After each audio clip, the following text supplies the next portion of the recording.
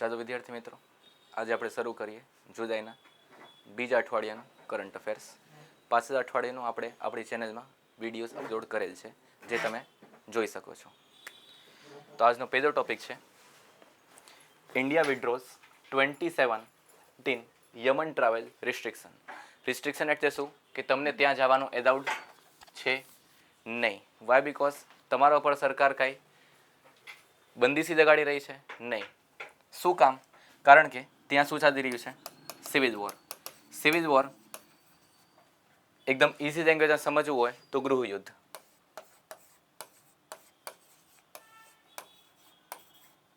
બરાબર? ગૃહયુદ્ધ અને એક સાદો યુદ્ધ હોય. યુદ્ધ એટલે શું?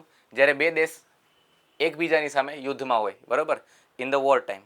બીજું સિવિલ વોર એટલે શું? દેશના અંદરના જ લોકો એકબીજાથી શું થાય? વોરમાં આવી જાય, એનિમિટી. ઓકે. વાય? બિકોઝ એથનિસિટી. બીજું રિલિજન. ત્રીજું લેંગ્વેજ. બરાબર? લેંગ્વેજ આપણે જોયું હતું 1971માં પાકિસ્તાન અને બાંગ્લાદેશ માટે. બરાબર? એથનિસિટી માટે અહીંયા છે.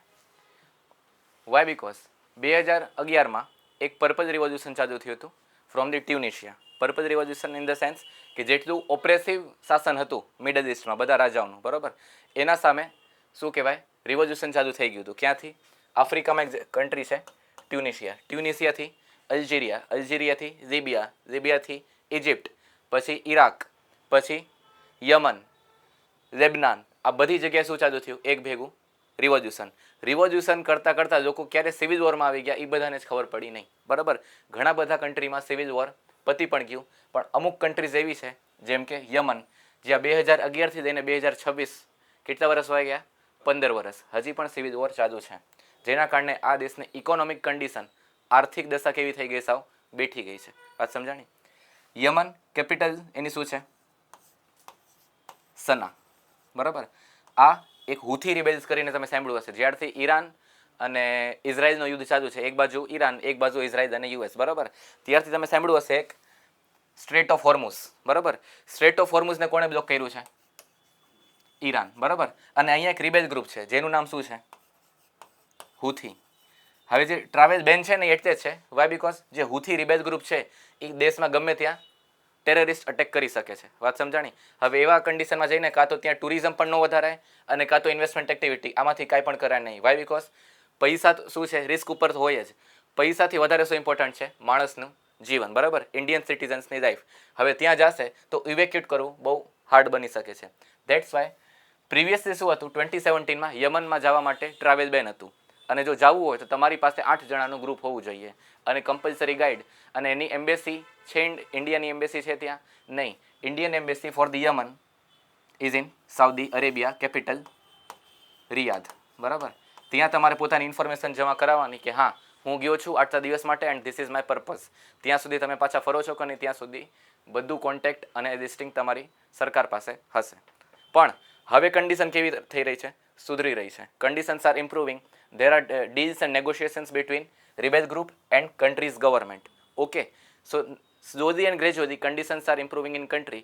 તો સરકારે શું કીધું કે આવી જે ટ્રાવેલ બેન હતું એ હવે ધીમે ધીમે અમે હટાવી રહ્યા છીએ. ઓકે. બીજું આમાંથી શું જોવા જેવું છે કે જ્યારે સ્ટ્રેટ ઓફ હોર્મુઝ અહીંયા શું થઈ ગયું? બ્લોક. બરાબર? બીજો રસ્તો કયો છે અહીંયાથી? એક રેડ સી. બરાબર? Red C. અને અહીંયા એક સ્ટ્રેટ છે જે કોઈ હમણાં બોલ્યું, બાબજ મંદિર. બરાબર? જે હુથી ગ્રુપ છે એને સપોર્ટ ઇકોનોમિકલી અને શું કહેવાય મિલિટરી, એ બધાને ગન્સ અને એમ્યુનિશન્સ ક્યાંથી મળી રહ્યા છે? Iran. Iran supported rebel group છે. ઓકે. તો આ બધાએ અહીંયા બ્લોક કર્યું છે. અને હુથી ગ્રુપ ક્યાં બ્લોક કરવાનું કહે છે? બાબ અલ મંદેબ. 20% ઓઇલનો સપ્લાય વર્લ્ડનો ક્યાંથી થાય છે? Straight of હોર્મુઝ. 20% બીજું ક્યાંથી થાય છે? બાબ અલ મંદેબ. 20 + 20 કેટલા થયા? 40. જો અહીંયા પણ બ્લોકેટ ચાલુ થયો તો 40% વિશ્વનો ક્રૂડનો વેપાર કેવો થઈ જાય? ઠપ કાં તો ઓછું. વાત સમજાણી? જેથી કરીને મોંઘવારી બહુ વધી શકે છે. ઓકે. તો અહીંયા સ્ટેબિલિટી રહે એ વધારે ને વધારે સારું. Okay. NSE launches Nifty 500 Ahimsa Index.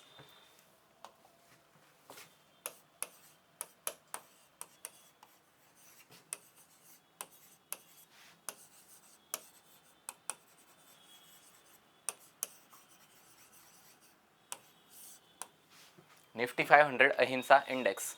Vote do mean by it? તમે નિફ્ટી 50 સાંભળ્યું છે, નિફ્ટી 100 સાંભળ્યું છે, બરાબર? ઘણા બધા શું છે, તમને ખબર ન હોય કે કયો શેર લેવો, બરાબર? You are not interested and you don't have knowledge of any stock market, okay, share બજારની બધાનું. તો તમને એ ખબર છે કે નિફ્ટી 50 અને 100 અને 500 કેવા છે? એનએસસી લિસ્ટ કરે છે આમાં કે જે કંપની પ્રોફિટમાં અને સારું એવું growth compound annual growth rate register કરતું હોય અને પ્રોફિટ રજિસ્ટર કરતું હોય છેલ્લા 3 વર્ષથી, એવી કંપની આમાં ઇન્ક્લુડ કરે છે. એટલે ઓવરઓલ આમાં બધી કંપની હશે એ કેવી હશે? વધારે પડતી પ્રોફિટેબલ અને વેલ રેપ્યુટેડ, બરાબર? હા, અમુક ક્વાર્ટરમાં લોસ થતું હોય એ પછી શું કહેવાય, ક્વાર્ટરની વાત છે, પણ ઓવરઓલ આ કંપનીનું શું કે પરફોર્મન્સ કેવું છે? બહુ સારું. તો તમે નિફ્ટી 50માં નામનો શેર છે એ તમે ખરીદી શકો છો. એટલે સપોઝ તમે 10,000ના પૈસા રોક્યા, બરાબર? તો એ 10,000 બધામાં ડિવાઈડ થઈને રોકાશે. તમને ક્યાંય પર્ટિક્યુલર શેરમાં રોકવાની જરૂર છે નહીં. વાય? બિકોઝ તમને ખબર નથી અને તમારી પાસે ટાઈમ પણ નથી. તો તમે નિફ્ટી 50 નામનું શેર રોકી શકો છો. બટ હવે એક નવું આવ્યું છે, નિફ્ટી 500 અહિંસા ઇન્ડેક્સ. ધ કંપની ઓર શું કહેવાય, the venture which is producing product which is not harmful to the animals, બરાબર? કાં તો જીવને મારીને કાં તો જીવને રિલેટેડ કોઈ વસ્તુ જે છે જેમાં અબોલા પશુને વાંધો આવી શકે છે, કાં તો એમના જીવને હેરાનગતિ થાય છે, કાં એમનું મારણ કરવામાં આવે છે, એવી વસ્તુને આમાંથી બારે રાખીને અને જે પ્રોપર વસ્તુ છે that is green product. Green product એટલે શું? Plant based, okay? એવા વસ્તુને આમાં લિસ્ટ બનાવી છે. ધેટ ઇઝ નિફ્ટી 500 અહિંસા ઇન્ડેક્સ. ટોટલ 3 છે આમાં, રેડ, ઓરેન્જ અને ગ્રીન. નિફ્ટી 500 અહિંસા ઇન્ડેક્સમાં કઈ પ્રોડક્ટ ઇન્ક્લુડ થશે? Green product, completely plant based, બરાબર? રેડ અને ઓરેન્જ કેવું છે? Which are made by using the animals, okay? કાં તો લેધર કાં તો XYZ બીજી વસ્તુ. સમજાણી પાછળ? હા, મને નામ બુજાઈ ગયું. એક ત્રણેયનું ખબર છે. તારું નામ? પાર્થ, તનિષ્ક. સમજાય છે બેને? ઓકે. તમારું? ધરના, સોનમ, મહેક, સોનમ, વાંગચુક. હાલ, ઓકે. નિફ્ટી 500 અહિંસા index will be reconstituted semi annually. Semi annually એટલે શું? દર 6 મહિને, બરાબર? વાત સમજાણી? દર વર્ષે એકવાર નહીં. So it is annually. આ સેમી એન્યુઅલી છે. Semi annual reconstitution means the index constitutions are reviewed and update twice a year. એટલે એવું નથી કે જૂન મહિનામાં અને ડિસેમ્બરના એન્ડમાં, ગમે ત્યારે પણ. વર્ષમાં કેટલી વખત? 2 વખત, ઓકે? હાલો. જદ્દા ક્રિએટ 17 ન્યૂ તહેસીલ્સ. ઘણી બધી જગ્યાએ બનતા હોય તાલુકા, બરાબર? ડિસ્ટ્રિક્ટે બનતા હોય, ગુજરાતમાંય બને છે. પણ તમે જોયું ગુજરાતનું ડિસ્કશન આપણે અહીંયા પણ કરીએ નહીં. વાય? બિકોઝ તાલુકા અને તહેસીલ બનતા રહેતા હોય. લદ્દાખનું ડિસ્કશન ઇમ્પોર્ટન્ટ છે. વાય? કંઈ કારણ હશે? તહેસીલ તો ગુજરાતમાંય બને છે, મહારાષ્ટ્રમાં બને છે, બીજા સ્ટેટમાં બને છે. But Ladakh is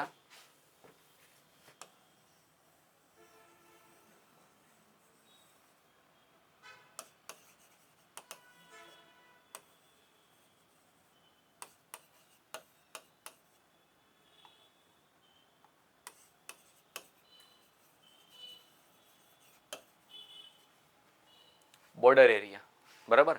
border area છે. આ બાજુમાં શું છે? અક્ષાય ચીન, બરાબર? અહીંયા શું છે? પીઓકે, બરાબર? પીઓકે અને આઝાદ કાશ્મીર બે જુદા છે, યાદ રાખજો. PoK is Azad Kashmir. True or false? તો ટ્રુ કરીને આવતા નહીં. આઝાદ કાશ્મીર શું છે? અહીંયા છે, બરાબર?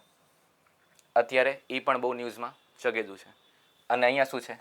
UT of Jammu and Kashmir. તો લદ્દાખમાં શું બનાવ્યું છે? 17 ન્યૂ તહેસીલ્સ. વાય? બિકોઝ એરિયા બહુ દૂર દૂર છે, બરાબર? આપણે એવું છે કે રાજકોટથી ગોંડલ જાઓ તો 3 દિવસ લાગી જાય નહીં, કલાકની અંદર તમે પહોંચી જાઓ if road conditions are good. But અહીંયા શું છે?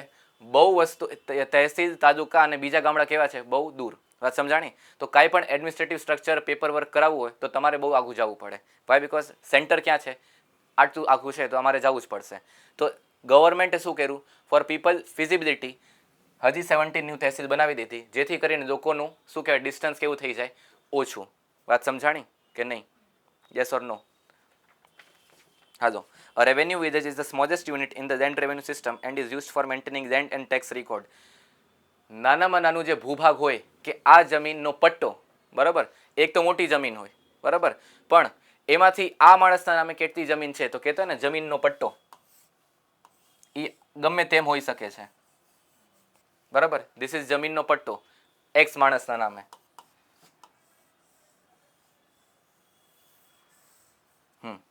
આ વાય માણસના નામે.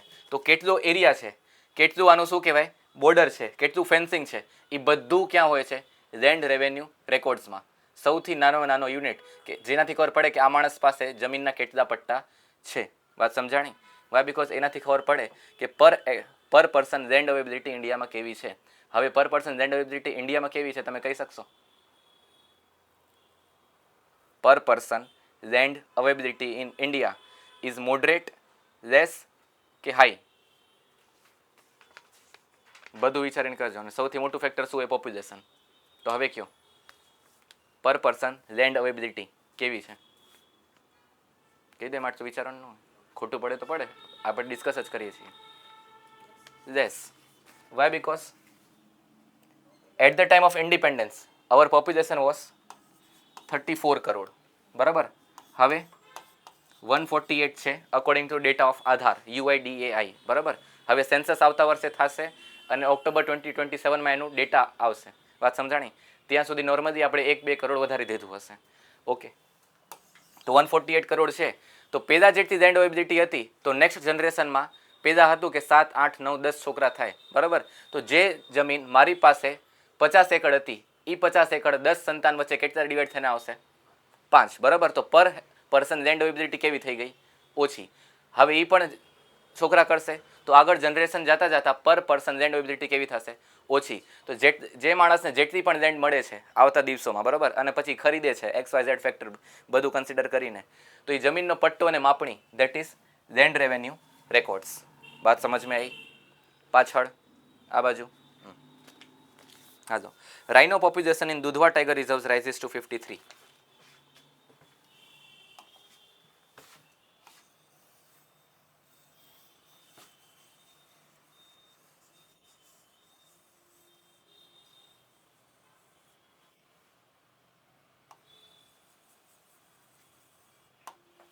બરાબર. આપણે જ્યારે જિયોગ્રાફીના લેક્ચર ડિસ્કસ કરતા હતા ભૂગોળના 2-2.5 મહિના થઈ ગયા કદાચ. બરાબર. તો આપણે સોઇલ્સ પણ કરી હતી. એક કાળી માટી, લાલ માટી, પીળી માટી, શું કહેવાય ખારી માટી, અને પછી શું કહેવાય ડેઝર્ટ સોઇલ. બરાબર. એક સોઇલ હજી કરી હતી કેન્સલ, જે અહીંયા મળે છે જેનું નામ છે તેરઈ. બરાબર. Terai soil means what? Swampy and boggy soil. Boggy soil means what? કે કોન્સ્ટન્ટની ત્યાં પાણી પણ છે, માટી કેવી છે? ભીની, કાદો આપણે દલદલ કહેતા હોય ને એવી. ઓકે. અને જંગલ પણ છે. તો જંગલ છે તો ઝાડ પાન તૂટશે પણ ખરા, ઉગશે પણ ખરા. જંગલ છે તો પ્રાણી પણ હશે, એક જન્મશે, મોટા થશે અને પછી મરશે. બરાબર. તો કોન્સ્ટન્ટલી વોટર લોક્ડ કન્ડિશન છે અને એમાં કોન્સ્ટન્ટલી ન્યુટ્રિયન્ટ્સ અને મિનરલ્સ મિક્સ થઈ રહ્યા છે. Okay. So this conditions create Terai soil which is highest N2 content. ઇન્ડિયાની દરેક માટીમાં તમને NPKના કોથળા નાખવા પડશે during the time of agriculture. NPK nitrogen, phosphorus and potassium. બરાબર. બટ આ સોઇલમાં તમે જો ખેતી કરો, થતી નથી અહીંયા, બટ તમે કરો ખેતી તો તમને નાઇટ્રોજનની જરૂર છે નહીં. આ જ એક સોઇલ છે જ્યાં ભરીને નાઇટ્રોજન નેચરલી પ્રેઝન્ટ છે. વાત સમજાણી? તો આ તો ખાલી તમને ઓવરઓલ ડેટા દઉં છું. મેન આમાં શું કામનું છે? 53 રાઇનોસ. કયા?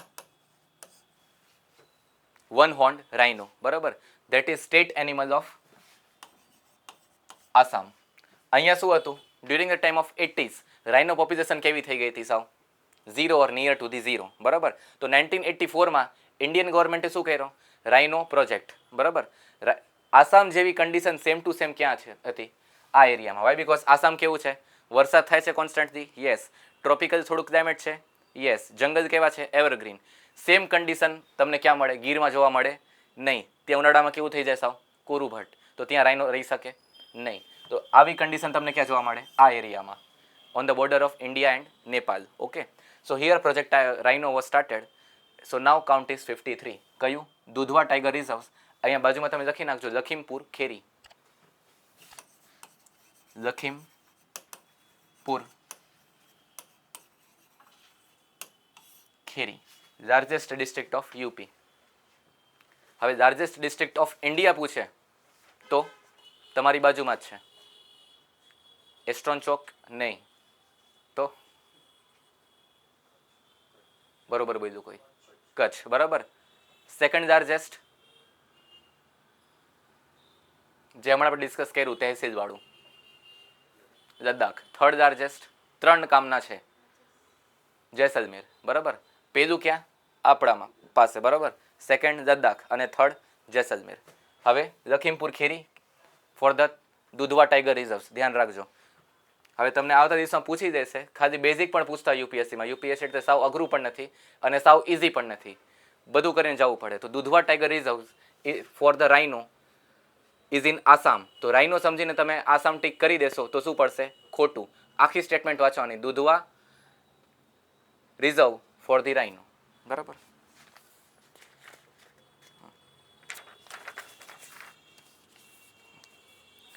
BIS introduced India's first mangrove restoration standard. India's first Indian standard for restoration of mangrove ecosystem through technical committees, draft publication, stakeholder consultation and final notification. Why? Because coastline of India is uniform and same everywhere. True or false? ગુજરાતથી લઈને બરાબર બંગાળ સુધી ઇન્ડિયાની કોસ્ટલાઇનની માટી અને texture same છે. True or false? False. Same બની શકે આટલો મોટો એરિયા, એક જેવી જ માટી અને એક જેવું કોસ્ટલાઇન?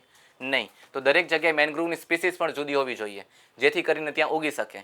બેંગાલમાં જે સ્પીસીસ ઉગતી હોય અને આંદામાનમાં જે ઉગતી હોય એ ગલ્ફ ઓફ કચ્છમાં ઉગે એ પોસિબલ છે, બની શકે, નોય બને બરાબર. તો આ સૌથી વધારે કોને ખબર પડે? લોકલ પીપલને. વાત સમજાણી? તો ડ્રાફ્ટિંગ. બીજું ટેકનિકલ કન્સલ્ટેશન. ટેકનિકલ કન્સલ્ટેશન કોને વધારે ખબર હશે? લોકલ પબ્લિકને. Why? Because they are related to that soil, water conditions and plant conditions. તો ટેકનિકલ કન્ડિશન્સ ઓફિસર્સ આવે કે પબ્લિક આવે, કોને વધારે ખબર હશે? ત્યાંની નોર્મલ પબ્લિકને. વાય? બિકોઝ એ ત્યાં જ રહે છે. Okay hello. And final notification BIS Act 2016 where local communities gave suggestion on plantation methods and restoration practices, agreed to include the use of cloth or biodegradable bags instead of polythene packets for the planting. કે હવે તમે જોયું હશે કે 5 જૂનના જ્યારે plantation activity થાય કે આ સિટીમાં 5 લાખ ઝાડવા ઉગાડી દેવામાં આવ્યા, પણ મહિના પછી જાઓ તો 5 લાખમાંથી 1 લાખ માંડવી આવે. કારણ કે અમુક શું હોય બુદ્ધિમાન લોકો કે પ્લાસ્ટિક બેગ સહિત જ ઉગાડી દે. એટલે એને છે કે પ્લાસ્ટિક જે જળમૂળ છે એ પ્લાસ્ટિકને ફાડીને આવશે અને પછી ઉગવા માંડે, પ્લાન્ટ કરમાઈ જાય. વાત સમજાણી? તો 5 લાખમાંથી જીવાવાળા જે ટકી શકે એ બહુ ઓછા હોય છે. વાત સમજાણી? એટલે શું કર્યું છે? Cloth bag. Why? Because cloth is biodegradable કે નોન બાયોડિગ્રેડેબલ? આ તમારું કપડું છે, ઇઝ ઇટ બાયોડિગ્રેડેબલ કે નોન બાયોડિગ્રેડેબલ? બાયોડિગ્રેડેબલ. કારણ કે શેમાંથી બન્યું છે? કપાસમાંથી, કોટન બરાબર. હા, કલર જે છે એ જમીનને નુકસાન પહોંચાડી શકે છે કારણ કે કપાસ કોઈ બ્લુ કલરનું ઉગે કોઈ દી નહીં, એ ડાઈંગ છે. Okay, but cloth is biodegradable. સમજ માં આ રહી એ Baat?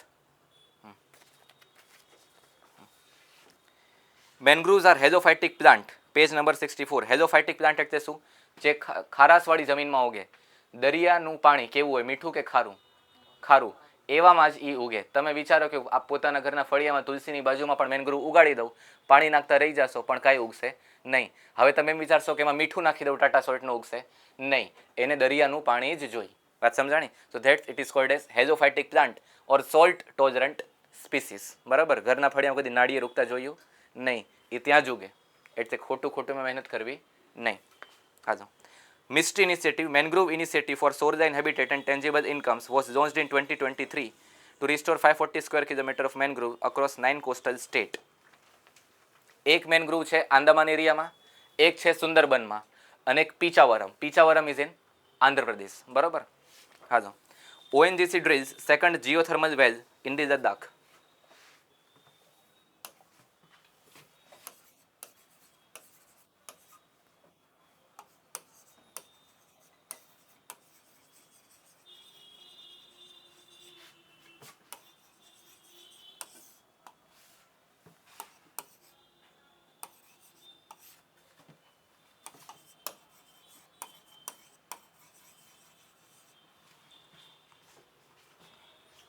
Geothermal energy is heat derived from the Earth's interior and used for the electricity generation and direct heating. use steam or hot water from the underground reservoirs and the resources classified as a renewable energy resources. Deep down શું હોય છે એમાં? જમીન જો ગરમ થઈ રહી છે બરાબર, તો એ જ જમીન પણ અહીંયા છે અને એ જ જમીન ત્યાં છે, પણ એ ગરમ છે ને અહીંયા નોર્મલ છે. તમે કોઈ દી જોયું કે તમે ઘરના ફળિયા બહાર નીકળ્યા ને ત્યાંથી ધગધગતું તાપ નીકળી રહ્યું છે? નહીં, પણ ત્યાં નીકળે છે. વાય? એની રીઝન? કારણ કે ત્યાં જમીનના નીચે પેટાળમાં શું છે જે અહીંયા નથી? વધારે એસ. કેમિકલ કોન્સ્ટિટ્યુઅન્ટનું નામ કહી શકશો હવે એસ ઉપરથી? સલ્ફર. બરાબર, એસ ઉપરથી સલ્ફર છે એવું નહીં, પણ હા એનું કેમિકલ નેમ જે છે શોર્ટ ફોર્મ બરાબર એ શું છે? S means what? સલ્ફર. તો જ્યાં સલ્ફર જાજુ તો ત્યાં હીટ કેવું હોય? ત્યાં વધારે. બરાબર, હવે એમાંથી ઇન્ટરનલ હીટ કેરી કરીને શું બનાવશે? એ એનર્જી. AC to DC. વાત સમજાણી? યસ ઓર નો? ક્યાં છે? પુગા વેલી ઇન ધી લદ્દાખ. તમને લાઈવ એક્ઝામ્પલ જોવું હોય તો કોઈ ગયા હશે મણિકરણ, મનાલીથી તમે આગળ વધો અને પાછા આવો તો તમે એક વેલી આવશે મણિકરણ વેલી. બરાબર, તો ત્યાં એક મણિકરણ ગુરુદ્વારા પણ છે. તો ત્યાં જે લંગર ચાલે છે તો ત્યાં ચોખા અને દાળ કઈ રીતે બને છે? જે પાણી વહી રહ્યું છે ત્યાં બરાબર એ અતિશય ગરમ છે, કોઈ અંદરથી નીચેથી ગરમ કરી રહ્યું છે નહીં. વાય? બિકોઝ ત્યાં સલ્ફર કન્ટેન્ટ એટલું છે કે પાણી કોન્સ્ટન્ટ ધગધગતું હોય, એમાંથી બધું જમવાનું પકાવી દે છે. That is geothermal energy. વાત સમજમાં આવી? જ્યાં સલ્ફર કન્ટેન્ટ વધારે ત્યાં શું થાય? ઇન્ટરનલ હીટ કેવી હોય? વધારે. અન્ડરસ્ટેન્ડ? વેલી યાદ રાખજો. કઈ? પુગા વેલી. Drilling of Puga OEC GT #03 was completed about 1 month, linked to India's first 1 megawatt electric pilot geothermal power plant. ખાલી એટલું જ ફેરવી દેશે 1 gigawatt electric thermal power plant, તો શું થઈ જશે આખું? ખોટું. શું છે? 1 મેગાવોટ. બરાબર, ગીગાવોટ મોટું કે megawatt? Megawatt. Okay. NABARD launches Gramodyam for the rural entrepreneurship, rural youth, and is designed to support creation of the sustainable business in the India. કયું ઇન્ડિયા? Urban India? નહીં, નામમાં શું છે? ગ્રામોદ્યામ. ગ્રામોદ્યામ એટલે શું? અર્બન ઇન્ડિયા કે રૂરલ ઇન્ડિયા? રૂરલ ઇન્ડિયા, ગ્રામ્ય Bharat. Okay. Digital first hybrid delivery model across all states and the UT of India, psychometric assessment, counseling, entrepreneurship, development training, industry specific skill program, mentoring and assistance in setting up enterprises. Local ઇન્ડસ્ટ્રીને support કરવું જે ત્યાં ટકી શકે. Why? Because rural to urban migration કેવું કરવાનું છે? થોડુંક ઓછું, અને લોકોને ત્યાં પોતાના વિલેજમાં જ એમ્પ્લોયમેન્ટ મળી જાય. પણ એમ્પ્લોયમેન્ટ એટલે શું? ખાલી મનરેગા કામ નહીં, સ્કિલવાળી જોબ્સ. બરાબર, તો સ્કિલવાળી જોબ્સ એટલે હવે સ્કિલવાળી જોબ્સ એટલે શું? ફૂડ પ્રોસેસિંગ પણ એમાં ગણાઈ શકે છે. બરાબર, સોલાર પેનલ મેન્યુફેક્ચરિંગ પણ એમાં આવી શકે છે. કોઈ પણ બીજી XYZ ઇન્ડસ્ટ્રી જે લોકલ એરિયાથી જ રિલેટેડ હોય. વાત સમજાણી? એવી બધી ઇન્ડસ્ટ્રી તમે ત્યાં લાવો through the consultation and the skilling of the youth. Why? Because કામ કોણ કરશે? વૃદ્ધ લોકો કે જુવાન લોકો? જુવાન. તો youth skilling is important. Why? Because હવે જમાનો કોનો છે? કંટ્રોલ C ને કંટ્રોલ V નો નહીં, AIનો છે, રોબોટિક્સનો છે. બરાબર, so one should be updated with the technological criteria. Okay. NABARD stands for National Bank for Agriculture and Rural Development. Apex Development Bank for the Agriculture and Rural Development, developed in 1982. Year યાદ રાખજો, પૂછી નાખે છે. બરાબર, કઈ UPSC GPSCમાં નહીં, બીજી કોઈ તમે એક્ઝામ આપશો SSC કે રેલવેની, એમાં આવે છે આવું બધું. ઓકે. તો મિત્રો આશા કરું છું લેક્ચર સિરીઝમાં મજા આવે છે તમને લોકોને. આપણા ઓનલાઈન કોર્સીસ બધા આવી ગયા છે. IBPS SSC માટેનો માસ્ટર ટ્રેનિંગ પ્રોગ્રામ આપણો કોર્સ જોતો હોય, વૈદિક મેથ્સની પદ્ધતિથી ભણાવીએ છીએ. તમારી કેલ્ક્યુલેશન સ્પીડ 10 ગણી થઈ જશે. આખો કોર્સ આવી ગયો છે. અને GPSC UPSC વાળો માસ્ટર કોર્સ જે આપણે કહીએ છીએ, જેમાં તમારી જનરલ સ્ટડીઝવાળી, સામાન્ય જ્ઞાનવાળી બધી જ પરીક્ષાઓ કવર થઈ જાય. પ્રિલિમ્સ મેઇન્સ બંને લેવલ કવર થઈ જાય છે. આપણે ફર્સ્ટ લેક્ચરથી જ મેઇન્સ પર્સપેક્ટિવથી ભણાવીએ છીએ. તો કન્સેપ્ટ ક્લેરિટી સાથે ભણાવીએ છીએ. ગોખણપટ્ટી સિસ્ટમ આપણે નથી કરાવતા. આપણી ચેનલ ઉપર બંનેના ટ્રાયલ લેક્ચર્સ પડ્યા છે. એનું ટ્રાયલ લેક્ચરવાળું પ્લેલિસ્ટ જ હશે, એક વખત જોઈ લેજો. કોર્સ પરચેસ કરવો હોય તો અમને આ નંબર ઉપર વોટ્સએપ કરી શકો છો. એમાં કોર્સમાં જે ફીસ લખી હશે એના કરતાં ઘણું ડિસ્કાઉન્ટ થઈ જશે. એટલે IBPSની ફીસ અત્યારે 3000 રૂપિયા ચાલે છે, અને GPSC UPSC વાળાની ઓનલાઈનની ફીસ માત્ર 5000 જ ચાલે છે. બાકી કન્ટિન્યુ કરીએ છીએ આજના લેક્ચરથી. Government schools improves internet access across India. Increased internet connectivity from 46.2% to 63.1% in 2025-26. Okay. UDISE is a unified district information system for education plus is a national database for school level statistics on infra, enrollment and facilities. હવે સ્કૂલમાં પેદા criteria હતું કે mid day meal scheme અને bathroom આ compulsory હોવું જોઈએ, બરાબર. પછી શું આવ્યું? According to the need of time. હવે પણ તમે મિડ ડે મીલ અને બાથરૂમમાં જાગ્યા રહ્યો, બરાબર, તો કામનું છે નહીં. One should be updated. તો જમાનો કોનો છે? IoT, internet of things. એટલે પહેલાં તો ઇન્ટરનેટનું કનેક્શન હોવું જોઈએ, પછી IoT કાંઈ જેવું થાય, બરાબર. તો હોવું જોઈએ ઇન્ટરનેટ. ઓકે. પહેલાંના તમે ટાઈમમાં જોયું હશે આજથી 10-12 વર્ષ પહેલાં કે હોમવર્ક કે એનરોલમેન્ટ કે અટેન્ડન્સ જે બધું થતું હતું એ તમને એક ડાયરી આપે, સ્ટુડન્ટ ડાયરી, અને એમાં બધું નોટ થતું. અને આપણે ફફડતા હોય કે ભૂલથી માંગી દીધું તો એમાં લાલ નિશાન આવશે એટલે -1 થઈ જશે. પણ હવે એવું છે નહીં ને, એમાં હવે આખું ડેટાબેઝ જેવું થઈ ગયું છે. ફિઝિકલ ડાયરી કેવી થઈ ગઈ છે હવે? કોન્સ્ટન્ટલી વાઇપ આઉટ, બરાબર. તો હવે ઇન્ટરનેટથી બધું કામ ચાલે છે અને દરેક સ્કૂલમાં હવે એક કોમ્પ્યુટર લેબ હોવી પણ હવે જરૂરી થઈ ગઈ છે. Why? Because computer knowledge is must for nowadays and today's youth. बात समझ में आई? Okay. Goa recorded 100% internet coverage in schools while Andhra recorded 99.2%. હવે ગોવાથી આપણું સ્ટેટનું કમ્પેર કરતા નહીં, ગુજરાતનું. વાય? બિકોઝ ગોવાની વસ્તી કેટલી? બહુ ઓછી. વાત સમજાણી? 15 કે 20 લાખ, 20 લાખથી વધારે નહીં હોય. 25 લાખ રાજકોટની છે, બરાબર. તો કાંઈ કમ્પેરિઝન છે ગોવા અને ગુજરાતનું? નહીં. એટલે એ બધા ભેગું કમ્પેર કરવું નહીં. ઓમ તો પછી એમ થશે કે મિઝોરમ હાઈએસ્ટ લિટરેટ સ્ટેટ છે, બરાબર, અને ગુજરાત બહુ પાછળ રહી ગયું. નહીં. મિઝોરમ આખાની વસ્તી 10 લાખ છે અને એટલી વસ્તી ખાલી શું કહેવાય જામનગરની છે. એટલે કોઈ પણ કમ્પેરિઝન કરો તો પહેલાં એનું સ્ટેટિસ્ટિક્સ જોવાય, પછી કમ્પેરિઝન કરાય અને પછી ક્યાંય ડિબેટ કરાય. ઓકે. એટલે ઓવરઓલ માટે કહું છું. હાલો. Community and school based digital access model. Model in digital skills with the financial use cases. એક મિનિટ, ટોપિક ઇન્ટરજેક્ટ થઈ રહ્યું છે એ આપણે પછી કરીએ. હા. PMFME scheme, Pradhan Mantri formalisation for micro food processing enterprise scheme is a central sector launched in June 2020 under the આત્મનિર્ભર ભારત અભિયાન. જૂન 2020 એટલે કયો સમયકાળ? 2020.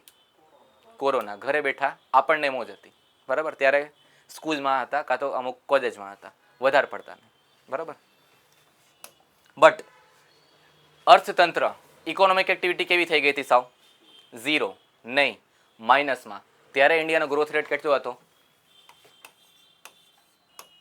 -23.9%. કારણ કે બધા ઘરે જ બેઠા હતા. તો પ્રોડક્શન કેમ થાય? પ્રોડક્શન નથી અને તમે ઘરે બેઠા છો, તમે કાંઈ ખરીદવા નીકળવાના છો નહીં, તમે ખરીદવાના નથી, નો તો પ્રોડ્યુસ કરવાનો નથી. તો ઇકોનોમિક એક્ટિવિટી કેવી થઈ ગઈ? સાવ ઝીરોથી પણ માઇનસમાં. વાત સમજાણી? Okay. The PMFME scheme is implemented by Ministry of Food Processing Industry for the formalization and support of the micro food processing unit. Micro food processing unit. Why? Because સરકારનું કેવું એમ છે કે ફૂડ પ્રોસેસિંગ યુનિટ કેવું છે? Easily established, બરાબર. એમાં કાંઈ 10-15 વર્ષની વાર લાગે નહીં. આરામથી વર્ષથી 2 વર્ષમાં તમે ત્યાં પ્રોસેસિંગ અને શું કહેવાય પ્રોડક્શન ચાલુ કરી શકો છો. બીજું, સરકારનો ફોકસ એના ઉપર છે. અત્યારે તમે એક વસ્તુ સાંભળી હશે,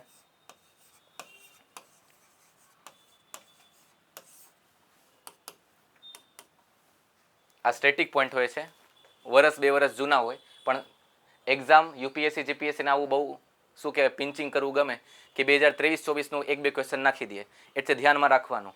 આપણું બેઝિક ખોરાક હવે શું છે? ઘઉં અને ચોખાવાળું, બરાબર. પણ આપણા જે વડવાઓ હતા એમાં ડાયાબિટીસ કે બીપીના કેસીસ તમે જોતા નહીં, ભાગ્યે જોવા મળે. 100માંથી કોઈક 1-2 હોય તો. હવે કેવા છે? 100માંથી 10 એવા હશે જેને નથી, 90 કેવા છે જેને છે. વાય? બિકોઝ બાજરો, જુવાર, મકાઈ, રાગી આ બધા કેવા હતા? ગ્લુકોઝ કન્ટેન્ટ કેવું હોય? ઓછું. આયરન અને શું કહેવાય કેલોરી ઇન્ટેક કેવું હોય? કેલરી શું જે તાકાત કેવી હોય? વધારે. અને ઘઉંમાં કેવું હોય? ગ્લુકોઝ કન્ટેન્ટ વધારે, તાકાત કેવી? ઓછી, બરાબર. ત્યારે મહેમાન આવતા ત્યારે જેને રોટલી બનતી, બાકી રોટલો બનતો જુવાર બાજરાનો. તો સરકારનું કેવું છે? શ્રીઅન્ન, જુવાર, બાજરો, મકાઈ અને રાગી અને જાર, બરાબર. આ બધાનું બિસ્કિટ્સ કે કોઈ પણ એક ફૂડ પ્રોડક્ટ બનાવીને વેચો. વાત સમજાણી? વાય બીકોઝ મેંદાથી ઇન્ડિયન પબ્લિકને દૂર કરવાનું છે, જેથી કરીને રોગ જે આપણે વધી રહ્યા છે એ ઓછું થાય. એ રોગ ઘટાડવા માટે કયા ટાઈપની ફૂડ પ્રોડક્ટ વાપરો? શ્રી અન્ન, આપણે કોર્સ ગ્રેન જાડા અનાજ કહેતા હોય ને, જુવાર, બાજરી, મકાઈ, આ બધું. ઓકે, તો હવે આ બધાને શેમાં આપણે એડ ઓન કરવાનું છે? ફૂડ પ્રોસેસિંગ યુનિટમાં. બરાબર, એવું નથી કે ઘઉં અને મેંદાને ડાયરેક્ટ સાઇડદાન કરી નાખું, નહીં ચાલે હવે. બરાબર, પણ વધારે પ્રોપોગેશન કોને કરવાનું છે? આનું. ઓકે, હા, જો scheme provides credit linked support, seed capital, training and assistance of common infra. Seed capital એટલે શું? કંપનીનો પાયો નાખવા માટે, પાયો ઇન ધ સેન્સ સિમેન્ટ ને બધું નહીં, પણ હા, કંપની શરૂ કરવા માટે થોડાક જે પૈસા જોઈએ એમાં અસિસ્ટન્સ કોણ દેશે? સરકાર. એક પીએલઆઈ સ્કીમ પણ આવી હતી 2020માં, આત્મનિર્ભર ભારત ભેગી, કે તમે કંપની નાખો છો એના માટે શું જોશે? પૈસા. એમાંથી 30% સપોર્ટ કોણ દેશે? સરકાર. બરાબર, બાકીનું લોન નહીં બધું. અને એ લોન કેવી હશે? એકદમ સાવ સસ્તા દરે. લોન ઇન્ટરેસ્ટ કેવો હશે? ઇન્ટરેસ્ટ રેટ બહુ ઓછો. વાત સમજાણી? હા. હા, Gujarat Unjha cumin and fennel gets GI tag. Cumin એટલે શું? જીરું. ફેનલ એટલે શું? વરિયાળી. ક્યુમિન મીન્સ ક્યાં? જીરા. ફેનલ મીન્સ સોફ ફોર ધ હિન્દી. બરાબર, એટલે આમાં કહેવાનું શું છે કે જીઆઈ ટેગ, કે હા, તમે જે વસ્તુ વેચો છો, ઊંઝાનું જીરું અને ઊંઝાનું શું કહેવાય? વરિયાળી. બરાબર, તો એ શું હશે? એના નામથી જ વેચવાની.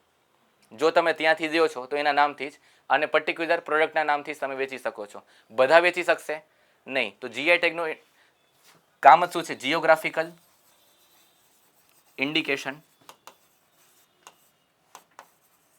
ટેગ. હું અહીંયા ઉગાડું રાજકોટમાં અને પછી કહું કે આ ઊંઝાથી આવી છે, તો ચાલશે હવે? નહીં, કેસ થઈ શકે છે. Why? Because I am misleading the public. Okay, તો જીઆઈ ટેગનું નામ જ એટલે છે કે તમે અહીંયા વસ્તુ ઉગાડીને નામ દઈ દો ઊંઝા ક્યુમિન કાં તો ઊંઝાની વરિયાળી, તો શું છે? પબ્લિકને તમે મિસલીડ કર્યું. હવે ચાલશે નહીં. વાય? બીકોઝ જેમ કોઈ પણ XYZ વસ્તુને જીઆઈ ટેગ મળી ગયું એમ પછી એના નામે જ વેચી શકાશે. સમજાણો કેસ મેં કઈ રીતે સમજાયો તમને? કે કોઈ પણ વસ્તુ તમે અહીંયાના ખેતરમાં ઉગાડો ને પછી કહો કે આ ઊંઝાનું છે, તો હવે ચાલશે નહીં. એનું જ નામ શું? GI tag. ટેગ એટલે શું? કે આ વસ્તુ અહીંયાની છે. બરાબર, બીજા ગુજરાતમાં કયા છે? એક તો કેસર કેરી, પછી કચ્છની ખારેક. બરાબર, these are GI tags of Gujarat. Marble of Ambaji. બરાબર, these are another GI tags of Gujarat. હવે જીઆઈ ટેગ ખાલી જમવામાં હોય નહીં, વસ્તુમાં પણ હોઈ શકે. ઈડર અને સંખેડાના રમકડા, લાકડાના રમકડા, એ પણ છે. બરાબર, હાલો. Defence security and resilience bank. The Defense Security and Resilience Bank is a proposed multilateral financial institution for the military, security, supply chain project across allied nations to have its headquarters in the Canada and the European hub in the Luxembourg. Main શું છે આમાં? Military, security and supply chain. કોના માટે?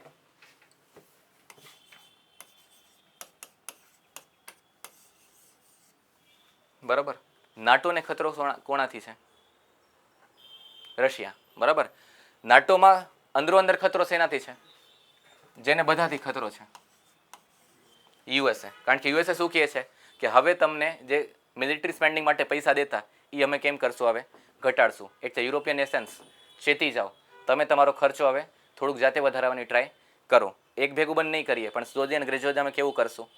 ઘટાડતા જશું. વાત સમજાણી? But આમાં શું છે? એક ભેગું એક જૂથ બનાવવાનું છે. બરાબર, અને એમાં મિલિટરી સ્પેન્ડિંગ, ફાઇનાન્સ અને ટેકનિકલ આસિસ્ટન્સ વધારવાનું છે on the name of the NATO, north Atlantic treaty organisations. Russia Ukraine યુદ્ધ ચાલુ થયું ત્યારે તમે નાટો વર્ડ બહુ સાંભળ્યું હશે, અને ઈરાન વાળો યુદ્ધ ચાલુ થયો ત્યારે તમે સ્ટ્રેટ ઓફ હોર્મુઝ બહુ સાંભળ્યું હશે. એટલે એમ કરીને તમે જિયોગ્રાફિકલ લોકેશન્સ થોડુંક યાદ રાખવાની કોશિશ કરજો. Okay, hello. Is a designed to provide low cost long term financing for the defense related procurement and the industrial capacity. કઈ રીતે? લોનથી. બરાબર, અને આમાં લોન કઈ રીતે મળશે? ટ્રિપલ એ વાળી. ટ્રિપલ એ એટલે શું? ઇન્સ્ટિટ્યુશન કેવું છે?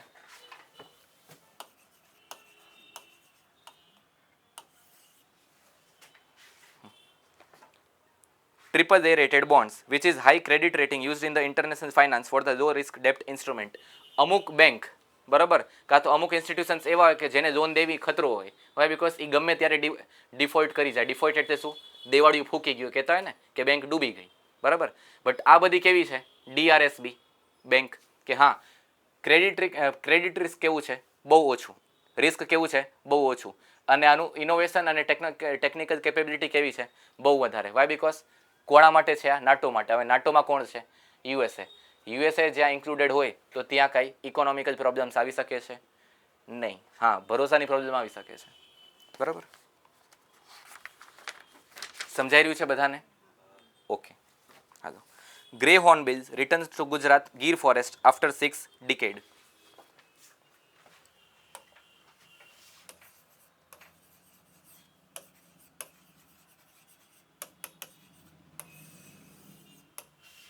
Hornbill. A scientific study in the peer-reviewed journal Birds record that the reintroduced birds are surviving and breeding in the wild. Family Bursotteridae, which includes large birds with a distinctive curved bill and the cascade on the upper mandible. બરાબર, upper મેન્ડિબલ એટલે શું? ચોંચની અને અહીંયાનો ઉપરનો જે ભાગ હોય એ વાળો. Hornbill festival પણ એક થાય છે 1 ડિસેમ્બરથી લઈને 7 ડિસેમ્બર એક સ્ટેટમાં, જે બહુ ફેમસ છે અને આપણાથી બહુ દૂર છે. આપણે પશ્ચિમ છીએ તો એ એકદમ સાવ પૂર્વ છે. હે, આસામથી નેબરિંગ સ્ટેટ નાગાલેન્ડ. બરાબર, એકદમ કરેક્ટ. અને હોર્નબિલ કન્ઝર્વેશન સેન્ટર પણ છે. ક્યાં? નાગાલેન્ડમાં નહીં. હવે આવી જાઓ એકદમ સાઉથમાં. ક્યાં? તમિલનાડુમાં. અને હોર્નબિલ જોવા ક્યાં મળ્યા છે નવા સ્પીસીસ? ગુજરાતમાં. ક્યાં? ગીરમાં. બરાબર, ત્રણેય લોકેશન ધ્યાન રાખજો. Why because north east related news સરકાર વધારે ફોકસમાં અત્યારે જઈ રહી છે. વાય બિકોઝ ગવર્મેન્ટનો ફોકસ શું ડેવલપ કરવામાં છે અત્યારે? North east. વાય બિકોઝ ત્યાં ડેવલપમેન્ટલ પ્રોસેસ આટલા વર્ષથી કેવી હતી? બહુ ઓછી. કનેક્ટિવિટી કેવી હતી? ઓછી. તો સ્વાભાવિક વાત છે, જ્યારે કનેક્ટિવિટી ઓછી તો ટ્રેડ કેવો થઈ જશે? ઓછો. તો અત્યારે ગવર્મેન્ટ શું ધ્યાન દઈ રહી છે કે હા, ટ્રેડ વધારો, કનેક્ટિવિટી વધારો, ટુરિઝમ પણ વધારો. વાય બિકોઝ ટુરિઝમના નામે આપણને ઠંડી જગ્યા શું મગજમાં આવે? કુલ્લુ મનાલી અને રોહતાંગ અને કાં તો ઉત્તરાખંડ. બીજી નોર્થ ઇસ્ટમાં જગ્યા જ નથી? નહીં, ઘણી છે, પણ એટલું ઇન્વેન્ટ કે લોકોનું એટલું ઉત્સાહ જ નથી. તો સરકારનો ફોકસ ક્યાં છે અત્યારે? North east. એટલે ધ્યાન રાખજો. હા, India launches Shanti campaign for the UNSC Beed.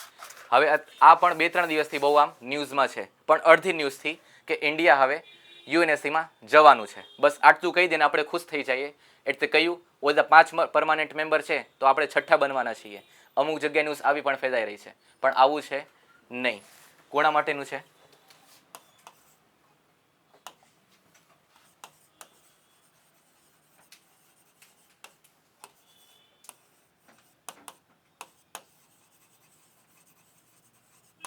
પાંચ પરમાનન્ટ મેમ્બર છે, સ્થાયી સભ્યો. બરાબર, કયા કયા? USA, UK, France, China, Russia. બરાબર, ક્યારની વાત છે આ? યુએનઓ બન્યું હતું 1945 અને પછી ધીમે ધીમે ઇન્ક્લુડ થતા ગયા. 1949 was the last year. Okay, જ્યારે ચાઇના ઇન્ક્લુડ થયું એમાં. હવે થિયરી એવી પણ છે કે ઇન્ડિયાને પ્રપોઝલ આવ્યું હતું તમે પણ આવી જાઓ, પણ નહેરુજીએ શું કર્યું? ચાઇનાને દઈ દીધું. But that is all previous theory. એમાં અત્યારે પડવાની જરૂર નથી. આપણે અત્યારે કરંટમાં ધ્યાન દઈએ. Why because this is lecture of current affairs, not of history. બરાબર, તો શું છે? 5 જણા છે. બીજા વર્લ્ડલી કાં તો ગ્લોબલી રિપ્રેઝન્ટ મેન્ટેન રહીએ તો એના માટે શું કર્યું છે? 10 નોન પરમાનન્ટ મેમ્બર. કેટલા વર્ષ માટે? 2 વર્ષનો ટાઈમ લાઈન હશે. બરાબર, તો આ વખતે એશિયા પેસિફિક રિજન, પહેલાં ઇન્ડો પેસિફિક કહેવાતું, પણ હવે શું થઈ ગયું? Asia Pacific. એશિયન કોન્ટિનેન્ટ આખું અને પેસિફિક ઓશનમાં જે નાની નાની ઓશનિયા કન્ટ્રીઝ છે એને પણ ઇન્ક્લુડ કરવામાં આવશે. તો 2 વર્ષના ટાઈમ લાઈન 2027-28થી ચાલુ થશે. એના માટે 2 કન્ટેન્ડર છે. કયા કયા? એક તો ઇન્ડિયા અને બીજું તાજિકિસ્તાન. તો ગ્લોબલ સાઉથનું સૌથી મોટું રિપ્રેઝન્ટેશન કોણ કરી શકે? ઇન્ડિયા. કારણ કે તાજિકિસ્તાન સાઉથ અમેરિકાનું રિપ્રેઝેન્ટ કરી શકશે. સાઉથ અમેરિકન રિપ્રેઝેન્ટ ત્યાંની કોઈ કન્ટ્રી કરશે, પણ ઓવરઓલ ગ્લોબલ સાઉથ, બરાબર, કે જે ડેવલપિંગ કન્ટ્રીઝ છે. બરાબર, તો ડેવલપિંગ કન્ટ્રીઝનું અત્યારે રિપ્રેઝન્ટેશન કોણ કરે છે ઓવરઓલ વર્લ્ડની? છેલ્લા ઘણા ટાઈમથી ઇન્ડિયા. બરાબર, તો India is the largest contender, પણ તાજિકિસ્તાન પણ છે. તો Tajikistan is a which country? Central Asian, મધ્ય એશિયાઈ દેશ. સેન્ટ્રલ એશિયન કન્ટ્રીઝ બીજા ટોટલ 5 છે, એમાંથી એક તાજિકિસ્તાન, બાકીના 4 કોઈ કહી શકશે? એક તો જ્યાં લાલ બહાદુર શાસ્ત્રીની હત્યા થઈ હતી, તાસ્કંદ, બરાબર, તાસ્કંદ રાજધાની છે કયા દેશની? ઉઝબેકિસ્તાન. એક કિર્ગિસ્તાન, એક કઝાકસ્તાન, અને હજી એક છે, 4 થઈ ગયા.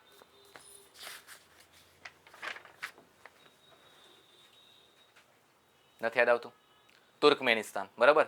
કિર્ગિઝ, કઝાક, તુર્કમેન, ઉઝબેક અને તાજિક, બરાબર. These are your Central Asian countries. કોણામાંથી છૂટા પડ્યા? રશિયામાંથી નહીં. રશિયા ત્યારે હતું જ નહીં. શું કહેવાતું? યુએસએસઆર. યુએસએસઆરમાંથી 15 કન્ટ્રીઝ છૂટા પડ્યા, બરાબર. હા જો, India chairs BRICS labour ministers meeting on the AI and the jobs. Union Labour and Employment Ministers Mansukh Mandaviya chaired the ministerial session with the labour ministers and delegates from all the BRICS member state. BRICS member, BRICS ના member કયા કયા? Country બહુ થઈ ગઈ છે આજે એવું મને લાગે છે.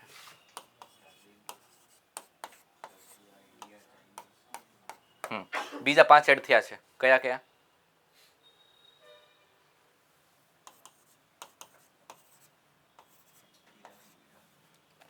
ઈરાન, ઇન્ડોનેશિયા, ઇજિપ્ત, ઇથિયોપિયા અને યુએઈ, બરાબર. Indonesia south east Asian country, Iran પણ છે, પણ ઈરાનમાં અત્યારે મીટિંગ કરાય નહીં. મીટિંગ કરતાં કરતાં ભડાકો થઈ શકે છે ગમે ત્યારે, બરાબર. સો it is very dangerous place four now days. બીજું ઇથિયોપિયા, હોર્ન ઓફ આફ્રિકા, તમે જે જગ્યા સાંભળી હશે બાબલ મંદિર સ્ટેટની બાજુમાં, તો ત્યાં ઇથિયોપિયા છે. ઇજિપ્ત, બરાબર, સુએઝ કેનાલ વાળી જગ્યા, અને યુએઈ. ઓકે, તો આ 5 મેમ્બર વધારાના એડ થયા છે. હજી ઘણા બધા છે, જેમ કે સાઉદી અરેબિયા, અલ્જેરિયા, આ બધા પણ કન્ટેન્ડર છે કે અમારે પણ આવવું છે. અને ચાઇના કોણે જવા માંગે છે? એના બેસ્ટ ફ્રેન્ડ પાકિસ્તાન. પણ એને રોકીને કોણ રાખ્યું છે? આપણા બેસ્ટ ફ્રેન્ડે. કોણ? રશિયા. એટલે આપણા ઘરમાં કેવું હોય, આપણે કામ કરે તો બીજા કોકથી કેવડાવવાનું, અને આપણું કામ રોકવા માટે બીજું કોક પણ બેઠું હોય છે, બરાબર. એટલે ઘરમાં જેમ ચાલતું હોય એમ આમાં પણ ચાલી રહ્યું છે. એટલે હજી નજીકના ભવિષ્યમાં કે ટૂંક સમયમાં પાકિસ્તાન આવે એવું લાગતું નથી. પણ જો પાકિસ્તાન આવી ગયું તો આખું ઓર્ગેનાઇઝેશન કેવું થઈ જશે? બેસી જશે. વાય? બિકોઝ જ્યાં ભારત પાકિસ્તાન એક ભેગા બેસી જાય છે ત્યાં ઓર્ગેનાઇઝેશન કેવું થઈ જાય છે? એક્ટિવિટી એની ઓછી. જેમ કે બેસ્ટ એક્ઝામ્પલ છે SAARC, south Asian association of regional cooperation. Any meeting છેલ્લા 10 વર્ષથી થઈ જ નથી. વાય? બિકોઝ જેટલા અટેક થયા છે, અને આપણે સામે રિટેલિએટરી અટેક કર્યું છે, બરાબર. સો ઓપરેશન સિંદૂર અને ઉરી અટેક પછી પણ આપણે રિટેલિએટ કર્યું હતું. તો ત્યારથી આપણે શું કર્યું? સાર્ક મિટિંગ જ કેવી કરી નાખી આપણે? બરખાસ્ત. ના અમે આવશું, ના તમારે પણ અટેન્ડ કરવાની છે, બરાબર. તો આવું થઈ શકે છે. તો એ પછીની વાત છે, થાય કે ન થાય. હાલો, meeting used the theme building for the resilience, innovation, cooperation and sustainability. covered resilient, inclusive and future ready labor market, social security, formalization of work. social security means what? જે આપણે કહેતા હોય ને બીમો, એ બધું કરાવવું. તો દરેકને એક બીમા કવરેજ દેવડાવવું પણ જરૂરી છે, કોઈ પણ પ્રકારનું, બરાબર. એ હોવું જોઈએ, જે આપણે આગળ કરવાના છીએ. Formalisation of work. Why? Because informal workers જે હશે તો એને કંઈ સિક્યુરિટી મળશે સરકાર તરફથી નહીં, એનું રજિસ્ટ્રેશન પણ થશે નહીં. તો એ બધાને ફોર્મલાઇઝ કઈ રીતે કરવું એની પણ વાત આમાં થવાની છે. ફોર્મલ સેક્ટર અને ઇન્ફોર્મલ સેક્ટર, જે સંકેત સર તમને ઇકોનોમીમાં કરાવશે. Okay. Inclusive and future ready labour markets, social security, women's workforce participation, employability skills.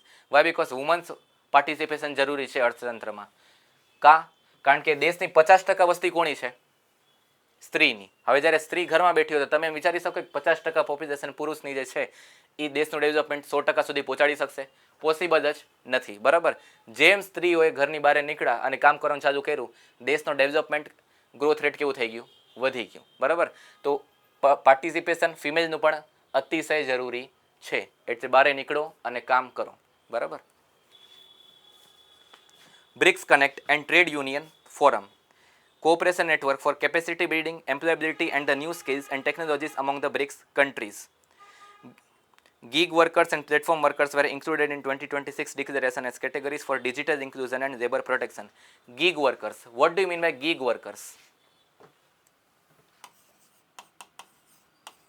જેના વગર અત્યારે તમે જીવી શકો નહીં. જીવી તો શકો બટ હા, જો આ ન હોય તો આપણને હેરાનગતિ બહુ થઈ જાય. ઘરે પેલા તમે જતા પાર્સલ દેવા કોઈ હોટલથી કાં તો કોઈ પણ વસ્તુ દેવા, બરાબર.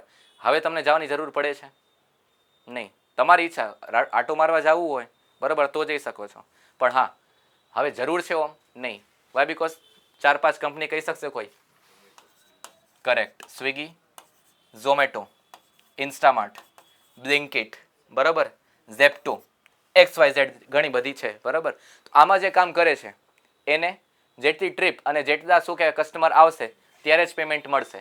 અને આમાં કંઈ સરકારનો હજી એટલો હાથ છે નહીં. તો આ બધાને સોશિયલ સિક્યુરિટી કે ગવર્મેન્ટ બેનિફિટ્સ મળી શકશે નહીં. તો આ બધાને મેઇન ફોર્મલ સેક્ટરમાં કઈ રીતે જવું આવી રહ્યા છે ધીમે ધીમે. બટ હા, સ્પીડ કેવી છે? ઓછી. Why because country's population size કેવી છે? બહુ વધારે. વાત સમજાણી? તો આ બધાને ફોર્મલ સેક્ટરમાં ગવર્મેન્ટ બેનિફિટ્સમાં અને સોશિયલ સિક્યુરિટી સ્કીમ પ્રોવાઈડ કરવું કઈ રીતે કરવું, તો આમાં વાત થવાની છે. તેમાં બ્રિક્સ કનેક્ટમાં. વાય બિકોઝ બ્રિક્સ કનેક્ટમાં કેવી કન્ટ્રી છે? જે કન્ટ્રીની યુથ પોપ્યુલેશન કેવી છે? બહુ વધારે, બરાબર.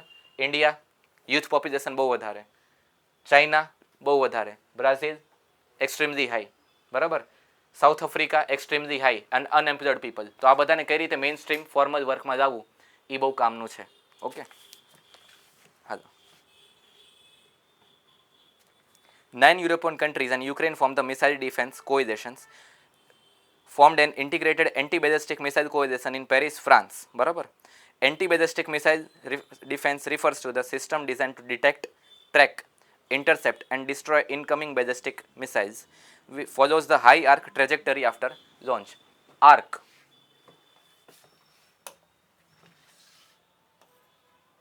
અહીંથી કરીએ.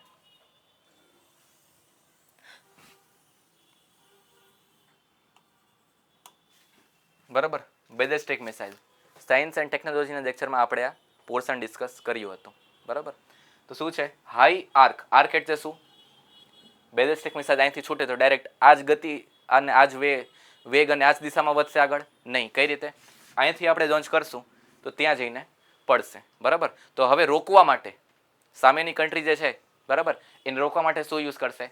Anti ballistic missile system to detect and track, બરાબર. પહેલાં તો ડિટેક્ટ કરવાનું આપણી બાજુ આવી રહ્યું છે અને પછી શું કરવાનું? ટ્રેક કયા દિશામાં આવી રહ્યું છે, બરાબર. અને પછી એને શું કરવાનું? ઇન્ટરસેપ્ટ. ઇન્ટરસેપ્ટનું તમે બીજું વાપરી શકો ન્યુટ્રલાઇઝ. ન્યુટ્રલાઇઝ એટલે શું? ખતમ કરી દેવું, બરાબર. જેમ કે ઓપરેશન સિંદૂર વખતે ડ્રોન આવી રહ્યા હતા ઘણા બધા, kamikaze drone made up of the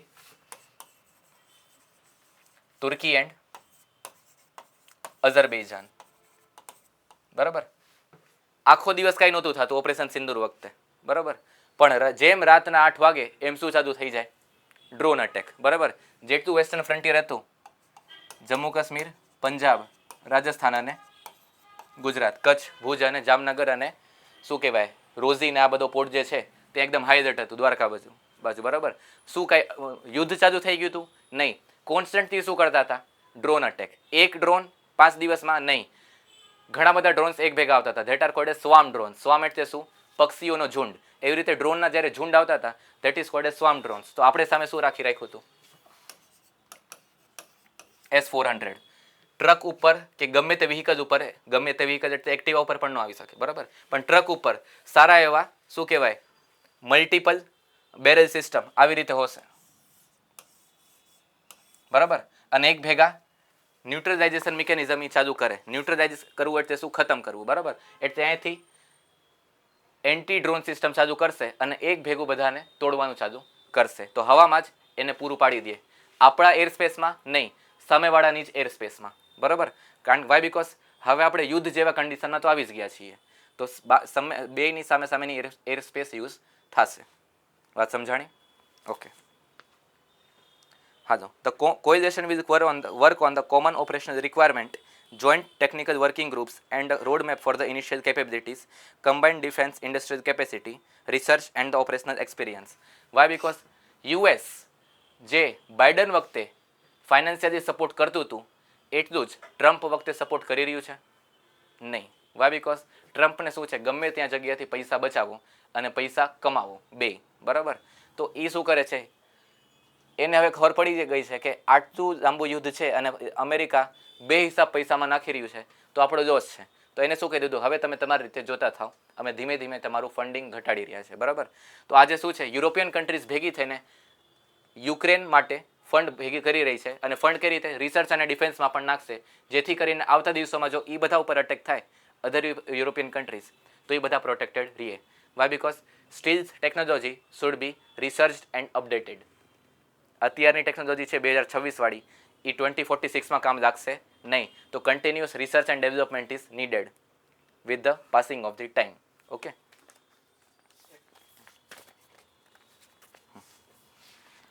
CSIR celebrates women researchers through the Aspire Shakti initiative.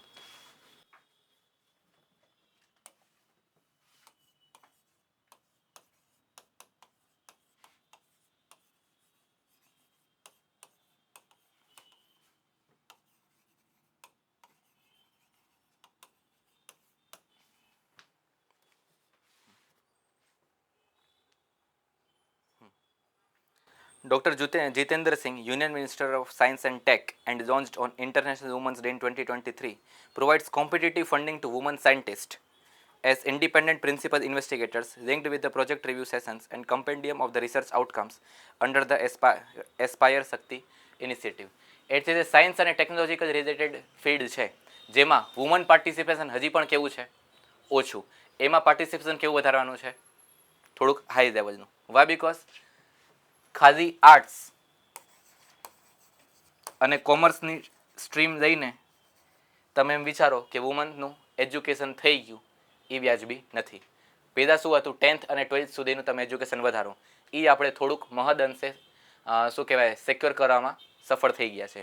હવે શું છે, પછી થોડુંક હાઈ લેવલનું કોર્સ આવ્યું 2015-16થી લઈને કોરોના પહેલાં, કે હા વુમન હવે હાયર એજ્યુકેશનમાં આવે, એટલે શું આર્ટ્સ કોમર્સ કે એ બધું. પણ હવે શું છે, આર્ટ્સ કોમર્સ જ નહીં, સાયન્સમાં પણ વુમન પાર્ટિસિપેશન હોવું જોઈએ. એક ભેગું તમે ડાયરેક્ટ સાયન્સનો શું કહેવાય ટાર્ગેટ રાખો, તો પછી ટાર્ગેટ અચીવેબલ કેવું થઈ જાય, થોડુંક મોડું. એટલે slowly and gradually with the every step આપણે આગળ વધ્યા છીએ. તો હવે શું છે, સાયન્સ એન્ડ ટેકનોલોજીકલ ફિલ્ડમાં વુમન પાર્ટિસિપેશન વધારવા માટે એસ્પાયર શક્તિ સ્કીમ અને ઇનિશિયેટિવ આપણે ચાલુ કર્યું હતું. ક્યારે? 2023માં, આફ્ટર ધ કોરોના ટાઈમલાઈન, જ્યારે માર્કેટ કેવું થતું હતું, ધીમે ધીમે હવે ખુલતું હતું. ઓકે. કયા કયા? Life science, engineering science, chemical science and physical science funded project. એટલે તમારું કાંઈ પણ સાયન્સ રિલેટેડ કે ટેકનોલોજીકલ રિલેટેડ પ્રોજેક્ટ હશે, એમાં ફંડિંગ કોના તરફથી હશે?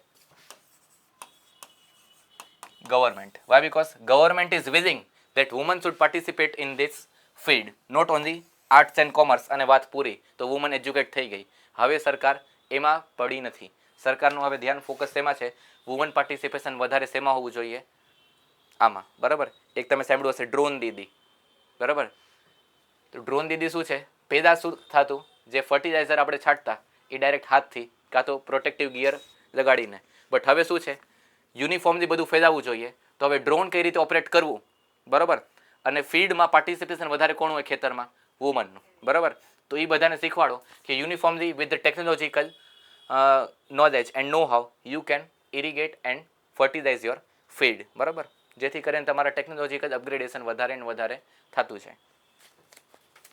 હા, તો India social security coverage crosses 100 crore. Social security જે આપણે હમણાં ડિસ્કસ કર્યું હતું 5 મિનિટ પહેલાં, કે આપણે હમણાં આ પોઈન્ટ જોવાનું છે.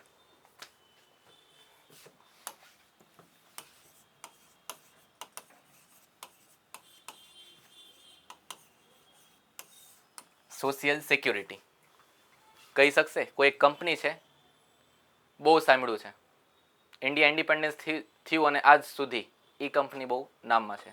યલો કલરનું લોગો છે, બ્લુ કલરનું એમાં વર્ડિંગ છે. બરોબર હોય જશો. રિલાયન્સ નહીં, એ સોશિયલ સિક્યુરિટી થોડી છે, તો અંબાણીની કંપની છે. LIC, correct. Life insurance corporation. जीवन के साथ भी और जीवन के बाद भी. बराबर. बट હવે ખાલી એક નહીં. વાય? બિકોઝ ઇન્સ્યોરન્સ સેક્ટરમાં પ્રાઇવેટ પાર્ટિસિપેશન સરકારે શું કર્યું છે હવે, 100%. બટ ઇન્સ્યોરન્સ સેક્ટર જો ફોરેનનું હોય તો એમાં ગવર્મેન્ટ પાર્ટિસિપેશન હશે. વાય? બિકોઝ કયા ટાઈપનું ઇન્સ્યોરન્સ છે, તમે પ્રજાને છેતરી રહ્યા છો એ પણ ધ્યાન રાખવા માટે એમાં પાર્ટિસિપેશન ઇન્ટરનેશનલ કેટલું રાખ્યું છે? ખાલી 74%. બરાબર. તો social security, life, medical, car, home, XYZ કોઈ પણ એક સિક્યુરિટી તમારી પાસે હોવી જોઈએ. બરાબર. 25 વર્ષ પછી જ્યાર સુધી તમારા ગવર્મેન્ટ જોબ હોય તો તમે તમારા પેરેન્ટ્સમાં આવી શકો છો. બરાબર. બટ 25 વર્ષ પછી ગવર્મેન્ટ શું કરે છે કે હવે 25 વર્ષનો છોકરો થઈ ગયો તો હવે તમને પેરેન્ટ્સ ક્રાઇટેરિયામાંથી કાઢી દેશે અને હવે તમારે તમારી રીતે સોશિયલ સિક્યુરિટી કરવાની. આ તો ગવર્મેન્ટ જોબ વાળાનું. બટ ઇન્ડિયામાં દરેક માણસ પાસે ગવર્મેન્ટ જોબ છે નહીં. Everybody is willing but everybody is not having it. બરાબર. તો સરકાર શું કરી રહી છે કે દરેક પાસે એક બીમા યોજના હોવી જોઈએ. આપણે કહેતા ને વીમો. બરાબર. તો બીમા યોજના હોવી જોઈએ જેથી કરીને એને કામ આવે. જેમ કે મા કાર્ડ. બરાબર.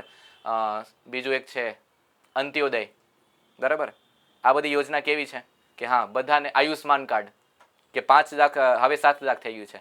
દર વખતે 7 લાખ સુધીની સારવાર કોઈ પણ હોસ્પિટલમાં કોઈ પણ in the sense government registered હોવી જોઈએ કે ગવર્મેન્ટ પાસેનો ડેટા હોવો જોઈએ કે આયુષ્માન કાર્ડ અહીંયા ચાલશે. તો ત્યાં 7 લાખ સુધીની સારવાર કેવી થશે? ફ્રી. વાત સમજાણી. પણ એમાંય ગોલમાલ ને ગોટાળો ઘણું બધું થતું હોય છે. વાય? બિકોઝ એથિક્સ પણ આપણું કામ કરવું જોઈએ કે ના આપણને એટલી જરૂર નથી. દરેક જગ્યાએ સરકાર કોઈ કહેવા આવે ઈનો જ બને. બરાબર. હાલો. Center approves rupees 26 crore incentive for the Clean Godavari bond.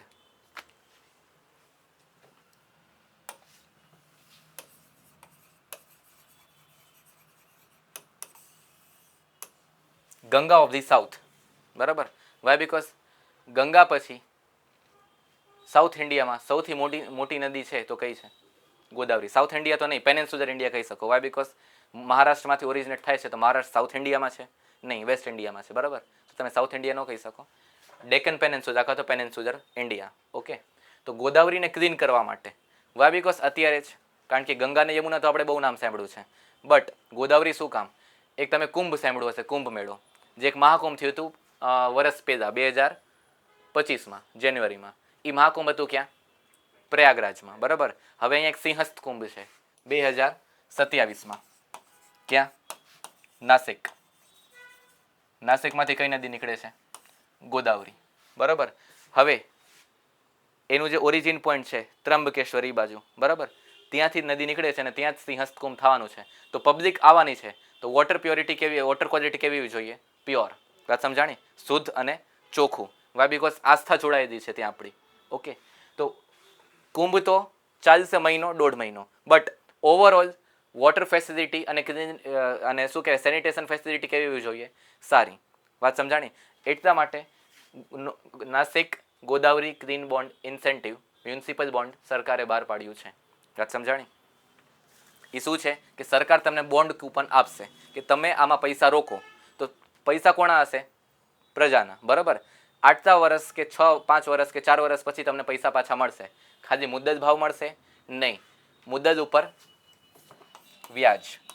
બરાબર. કાં તો ઇન્ટરેસ્ટ રેટ એ પણ તમને મળશે. એટલે સરકારને પૈસા નાખવા પડ્યા નહીં. સરકારનું કામ થઈ ગયું. યસ. તમને 4 વર્ષ પછી ઝાઝા પૈસા મળશે મુદ્દત ઉપર. યસ. તો both are in win win condition. વાત સમજાણી? These are municipal bonds. Okay.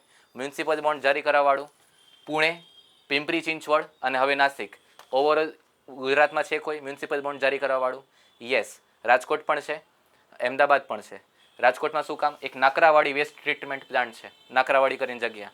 ત્યાં વેસ્ટ ઇન્સિનરેશન કચરો બારીને વીજળી ઉત્પન્ન કરવી એ રાજકોટમાં આવી રહ્યું છે. બરાબર. ગયા વર્ષે જ આવી ગયું હતું પણ ચાલુ નહોતું થયું. આ વખતે કદાચ ચાલુ થઈ જવાનું છે.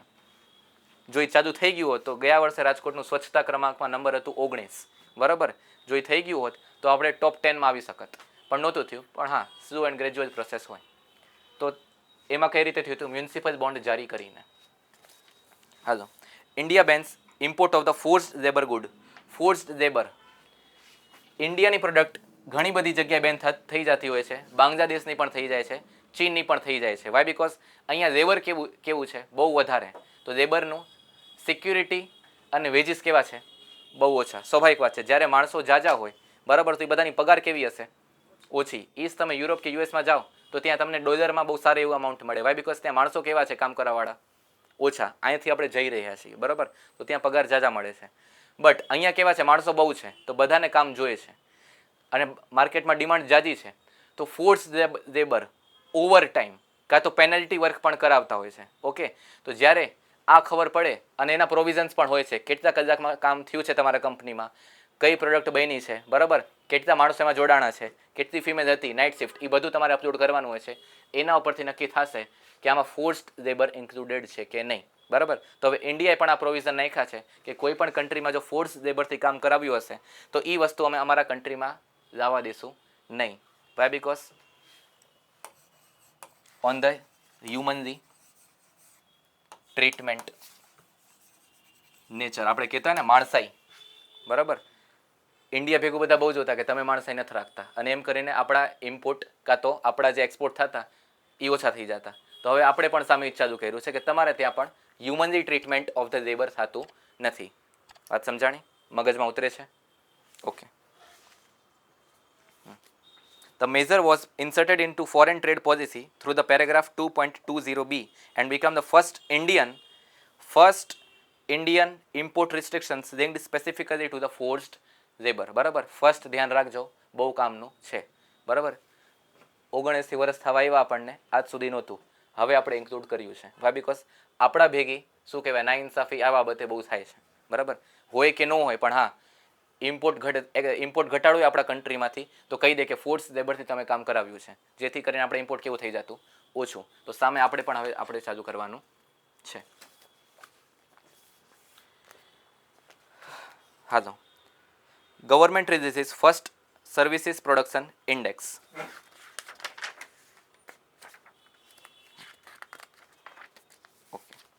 MOSPI released India's first trial index of the ISP. તમે CPI નામ સાંભળ્યું હશે, CPI, પછી WPI હોલસેલ પ્રોડ્યુસર ઇન્ડેક્સ. બરાબર, વાત સમજાણી? હવે શું આવ્યું છે? ISP, index of the services production. Services એટલે શું? હું તમને જે નોલેજ આપી રહ્યો છું, તમે લેક્ચરમાં બેઠા છો, એમાં કાંઈ મેન્યુફેક્ચર થઈ રહ્યું છે? નહીં. તમારું મગજ ડેવલપ થઈ રહ્યું છે? યસ, બરાબર. તો I am giving services of the knowledges. બરાબર, teacher, hospital, hotels, transport, banking, આ બધું શેમાં આવે? સર્વિસ સેક્ટરમાં. વાત સમજાણી? તો હવે આ બધાનું પણ ઇન્ડેક્સ આપણે બનાવ્યું છે, નવું ચાલુ કર્યું. ક્યારથી? April 2026 as a base year.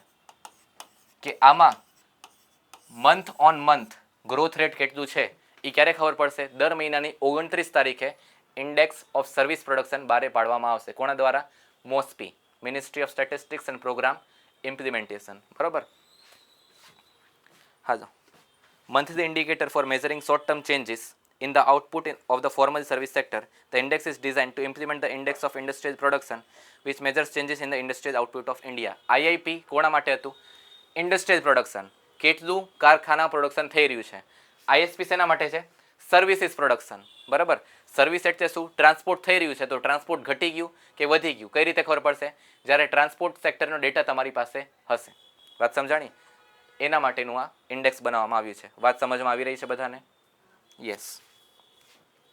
Hello, the inaugural ISP covers 19 formal services subsectors which together represent 60% of India's formal service economy.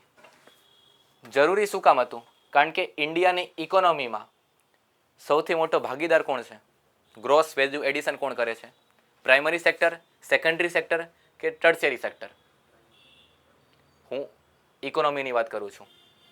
ઇકોનોમીમાં સૌથી મોટો યોગદાન પ્રાઇમરી સેક્ટરનું છે કે ટર્શિયરીનું છે કે સેકન્ડરીનું છે? ટર્શિયરી, સર્વિસ સેક્ટર. બરાબર, ખેતીમાં શું કહેવાય? માણસો કેવા છે? ડિસગાઇઝડ અનએમ્પ્લોયમેન્ટ. 2 માણસથી કામ થઈ જાય પણ છે કેટલા? 8-9. વાય? બીકોઝ સિટીમાં સ્કિલ જોબ્સ જોતી છે પણ એ બધા પાસે સ્કિલ નથી, તો લોકો ક્યાં આવશે? અનસ્કિલ્ડ જોબ્સમાં. વાત સમજાણી? એટલે ખેતી એટલે સ્કિલ વગરનું છે એવું નથી, એમાંય મગજ જોઈએ, પણ કોમ્પ્યુટરને AI જેવું જોઈએ નહીં. બરાબર, તો લોકો વધારે અહીંયા છે. અને ટર્શિયરીમાં શું છે? લોકો ઓછા છે પણ એમાં કમાણી કેવી છે? જોરદાર. સરકારને ટેક્સ પણ કેમાંથી આવી રહ્યું છે? ટર્શિયરીમાંથી અને સેકન્ડરી સેક્ટરમાંથી. કારણ કે ખેતી ઉપર ભારતમાં ક્યાંય ટેક્સ લાગે છે નહીં, 0 ટેક્સ. તમે ચંદનની ખેતી કરીને 10 કરોડ કમાઓ કે ખાલી ઘઉં વેચીને તમે શું કહેવાય 3-4 લાખ કમાઓ, તમારા ઉપર એકોયમાં શું લાગશે? 0 ટેક્સ. વાત સમજાણી? એટલે જ એમાં સરકાર માટે પ્રોફિટેબલ નથી. પણ હા, સૌથી વધારે એમ્પ્લોયમેન્ટ દેવાવાળું કોણ છે? પ્રાઇમરી સેક્ટર, ખેતીવાડી, બરાબર. પણ સૌથી વધારે ઇકોનોમીમાં યોગદાન કોનું છે? ટર્શિયરી સેક્ટરનું. પણ એના માટે કોઈ શું કહેવાય ડેટા કાં તો ટેબલ આપણી પાસે હજી હતું જ નહીં. તો હવે આપણે શું કર્યું? Index of service production with the base S April 2026, એટલે પાછલા 3 મહિનાનું બેઝ, બરાબર.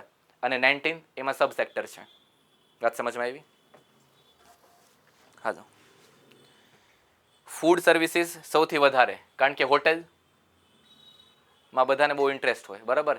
હોટેલ પછી મલ્ટી ક્યુઝિન હોય કે ચાની ટપરી કે કેબિન હોય, બધાનું બહુ ઇન્ટરેસ્ટ હોય. લેક્ચર પતે થોડુંક ફ્રેશ થવા માટે આપણે ક્યાં જઈએ? ગુઠડી ચા મારવા માટે.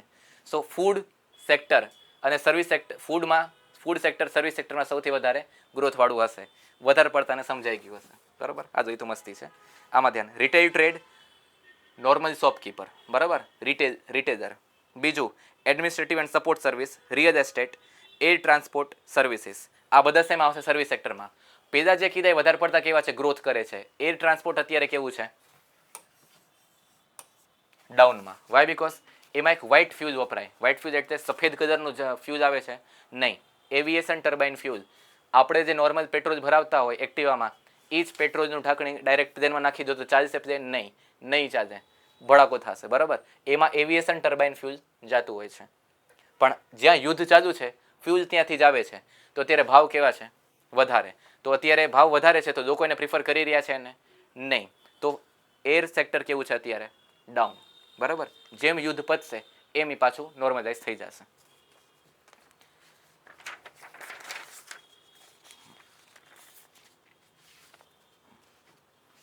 This new macroeconomic indicator tracks the performance of the service sector. It is the first high frequency indicator dedicated to measuring the output volume of the formal service sector relative to the base year. Base year, બરાબર. દર 10 વર્ષે સરકાર base year ફેરવી નાખે. Y? Because પહેલાં શું હતું? 2011-12, બરાબર. 2011-12થી આપણે ક્યાં પહોંચી ગયા છીએ? 26માં. તો સરકારે આ વખતે શું કર્યું? 11-12માં જે વસ્તુના રૂપિયા 5 હતા કોઈ પણ એક વસ્તુના, એના સપોઝ થઈ ગયા હોય 20, બરાબર. તો કેટલા રૂપિયાનો વધારો છે? 15, બરાબર. પણ 2022-23માં એ જ વસ્તુનો ભાવ કેટલો હશે? સપોઝ આપણે કરી દઈએ 15 રૂપિયા. આવડું 15 નહીં, ભાવ જ 15 રૂપિયા હોય. અને અત્યારે શું છે? 20 રૂપિયા. તો હવે કેટલો વધારો છે? 5 રૂપિયા. મોંઘવારી તમને શેમાં વધારે દેખાય છે? આમાં કે આમાં? આમાં, બરાબર. એટલે દર 10 વર્ષે સરકાર બેઝ યર ફેરવી નાખે છે. જરૂરી પણ છે, કારણ કે 1947નો ભાવ તમે જોવો કે 1 રૂપિયા કિલો બટેકા મળતા અને અત્યારે 30 રૂપિયા કિલો બટેકા મળે છે, તો તમે તો રાડારાડી કરી દેશો. બટ એ જોવાનું હોય કે 1947 છે અને આ 2026 છે. એટલે દર 10 વર્ષે 15 વર્ષે સરકાર બેઝ યર શું કરે છે? ફેરવી નાખે છે. Either is it for CPI और डब्ल्यूपीआई एंड नाउ आईएसपी. बात समझ में आई? ओके.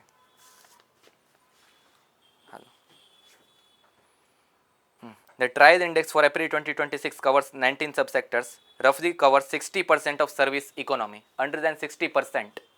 Why? Because economy માં સૌથી મોટું યોગદાન કોનું? ટર્શિયરી કાં તો સર્વિસ સેક્ટરનું, બરાબર.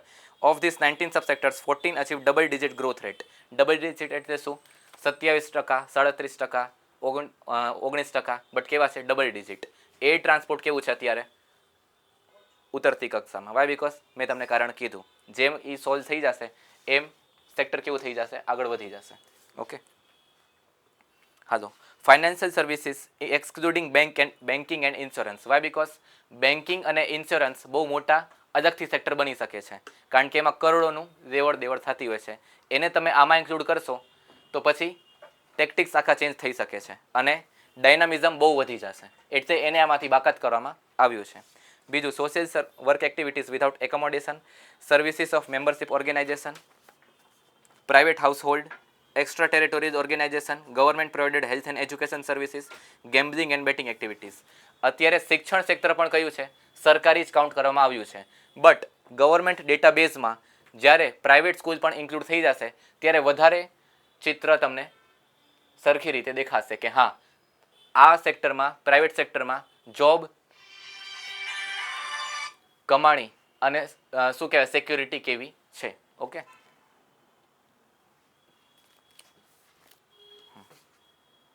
GST data footprint in the ISP. GST records supply high frequency indicators for the several subsectors. કયા રિટેલ અને wholesale trade.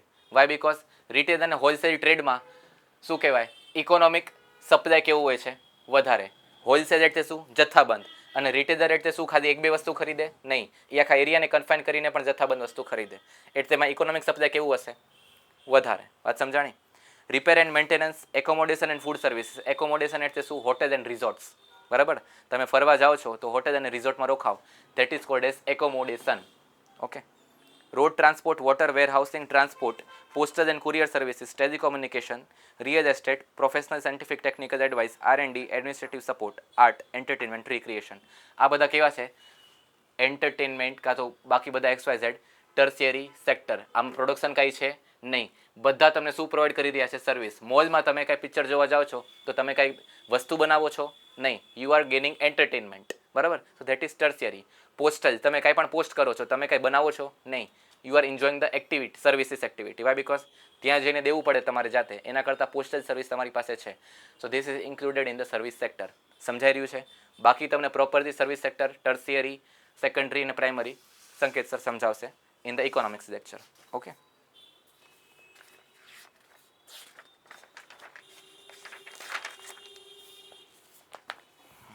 India announced Seafarer First Maritime Safety Plan. ગત અઠવાડિયામાં સ્ટ્રેટ ઓફ હોર્મુઝ જે ટ્રીટી થઈ હતી, અઠવાડિયા સુધી શાંતિ, અઠવાડિયું નહીં 3 દિવસ શાંતિ પણ હતી. બટ ટ્રમ્પનું મગજ ગમે ત્યારે છટકી જાય. બરાબર, શું કર્યું, ટ્રીટી તૂટી ગઈ. વાય બીકોઝ ટ્રમ્પે શું કીધું કે આ બધા હજી પણ પ્લાન કરી રહ્યા છે અટેક માટે. એને ડાઉટ હતો તો એને અટેક કરી દીધો. સામે ઈરાન ઉપર અટેક થયો તો એ પણ રિટેલિએટરી અટેક યુએસના બેઝિસ ઉપર કર્યું. ક્યાં, મિડલ ઇસ્ટમાં. વાત સમજાણી. જ્યારે સામસામે અટેક થવા માંડ્યા તો પાછું જે સ્ટ્રેટ ઓફ હોર્મુઝ થોડુંક આંશિકપણે ખુલ્યું હતું એ કેવું થઈ ગયું, પાછું બંધ. વાત સમજાણી. બટ સામસામે ફાયરિંગમાં એક ભારતીય નાવિકની પણ હત્યા થઈ ગઈ. વાત સમજાણી. તો એના માટે સરકારે શું કીધું કે the plan covers Indian seafarers operating in the Persian Gulf. Persian Gulf સમજાવવાની જરૂર છે, ક્યાં છે, નહીં. બરાબર, strait of Hormuz and Gulf of Oman. જિયોગ્રાફીના લેક્ચર વખતે આપણે ઘણી વખત આ કર્યું છે. બરાબર. Includes operational tracking, family liaison and emergency coordination major. Family liaison એટલે શું કે તમે બોટ ઉપર છો, જે સ્ટ્રેટ ઓફ હોર્મુઝ કે સ્ટ્રેટ ગલ્ફ ઓફ ઓમાનમાં અટવાયેલું છે કે ફસાયેલું છે. બરાબર, તો ઇન્ડિયન એમ્બેસી, ફેમિલી અને તમારા વચ્ચે જે ઓફિસર કોન્ટેક્ટમાં રહેશે કે હા અત્યારે આ વાંધો છે, કે અમે આગળ આવી રહ્યા છે, કે અત્યારે યુદ્ધ ચાલુ થઈ ગયું છે, કે અમે આ કન્ડિશનમાં ફસાયેલા છીએ, તો that communication between the families, embassy and you will be done by the bridge that is called as liaison officer.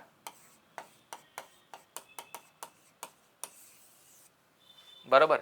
અને આજે જ પેપરમાં આવ્યું, ગઈકાલની ન્યૂઝ છે કે આ એરિયામાં strait of Hormuz, Gulf of Oman અને પર્શિયન ગલ્ફ, એમાં અમુક સમય માટે ઇન્ડિયન સીફેરર કે ઇન્ડિયન ઓફિસર કે મર્ચન્ટ નેવી, બરાબર, ત્યાં જવાનું અમે બંધ કરીએ છીએ.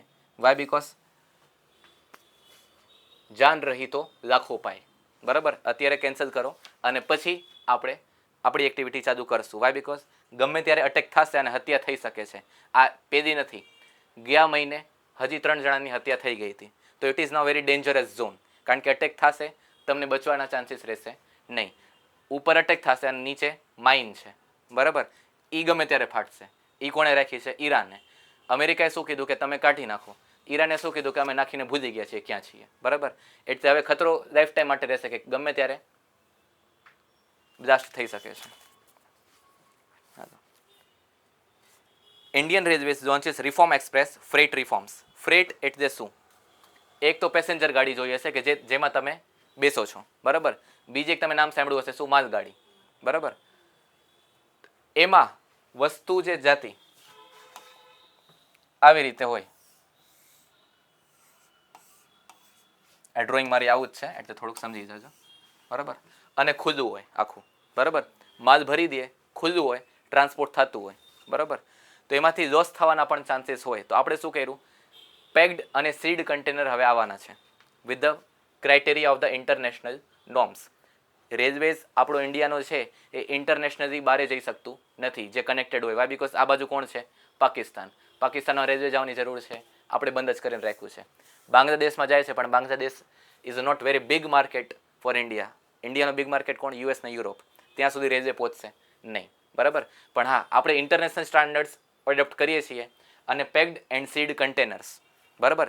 વાય બિકોઝ ફ્લાય એસ કે જે કોલસો જે બધું હોય છે ચોરી થવાના કે ઉડવાના ચાન્સીસ. વાય બિકોઝ જેમ સ્પીડ પકડે તો લોસ થવાના ચાન્સીસ વધારે હોય છે. બરાબર. તો that's why packed and seed containers are now mandatory. પહેલાં ખુલ્લામાં પણ આપણે ટ્રાન્સપોર્ટ કરતા હતા, બટ હવે packed and seed according with the international norms and standards. This are the reforms. 52 reforms કરવાના છે. વાય બિકોઝ એક વર્ષમાં કેટલા અઠવાડિયા હોય છે? 52 અઠવાડિયા. એટલે પર વીક એક, પણ પર વીક એક આવે એવું જરૂરી હોતું નથી. બટ હા, 52 રિફોર્મ્સ કરવા જરૂરી છે. Why because we are transforming Indian railways from scratch. બરાબર. એક રિફોર્મ છે કવચ સિસ્ટમ. કવચ સિસ્ટમ નામ સાંભળ્યું છે? ટ્રેન જ્યારે સામસામે આવતી હોય, બરાબર, એક ટ્રેક ઉપર સામસામે આવી ગઈ તો પહેલાં શું થતું? અને જે ડિબ્બા હતા એ ક્રેશ થતા અને ખડી પડતા, જેના કારણે જાનમાલની નુકસાની બહુ થતી. હવે શું છે? પ્રોપલ્ઝન શું કહેવાય, તરત સામે બ્રેકિંગ સિસ્ટમ રહેશે. બરાબર. સામે ટ્રેન આવી તો ડાયરેક્ટ તમને સિગ્નલિંગ મળી જશે અને તરત રોકાઈ જશે.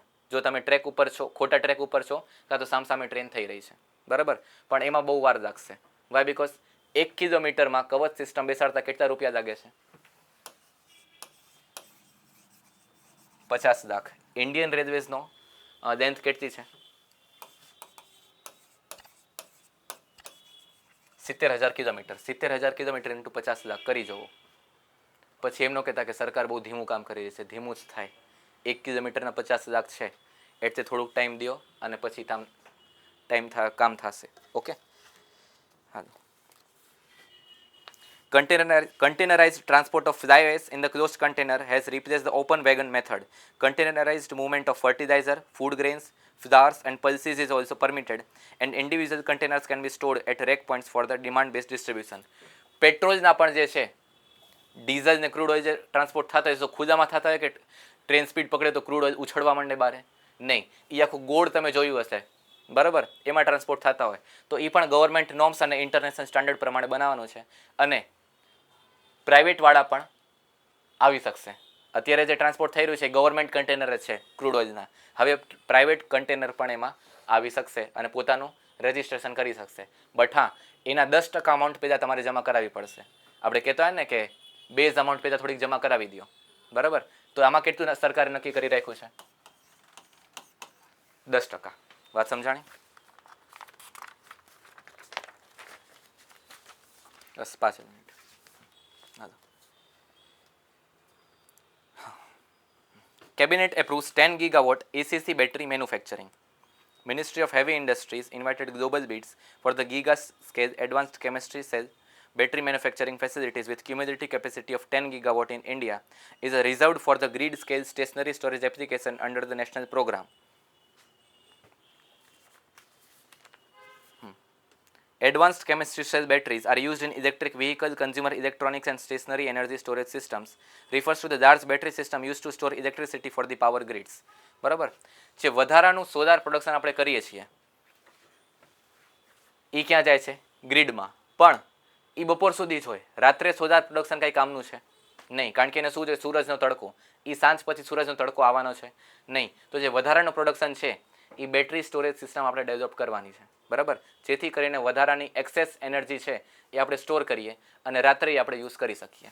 વાત સમજાણી? એના માટેનું છે. અત્યારે કેટલા ગીગાવોટ સ્ટોરેજ છે ઇન્ડિયામાં? જે ગયા વીકે આપણે ડિસ્કસ કર્યું 1 ગીગાવોટ આવર. બરાબર. અત્યારે ખાલી આટલું જ છે. 2030 સુધી આપણે કેટલું વધારાનું છે? 8.8. બરાબર. અને 2047 સુધી 888. ટાર્ગેટ આ છે અને અત્યારે આપણે અહીંયા ઊભા છીએ. બરાબર. So target is very big. Why? Because country is also very big and population is becoming very big. બરાબર. તો આપણે નાના મોટા ટાર્ગેટ રાખશું તો નહીં ચાલે. પહેલેથી જ આટલા મોટા ટાર્ગેટ રાખો તો ફ્યુચર નીડ્સને આપણે કેટર આરામથી કરી શકશું. કારણ કે આપણે 300 રાખ્યું અને પછી જરૂર પડે 888ની, બરાબર, કાં તો 900ની, તો પછી કેપેસિટી પાછી વધારવી. એના કરતાં અત્યારથી જ પ્લાનિંગ કોણી કરો આવી રીતે, કોણી 888 ગીગાવોટની. Okay.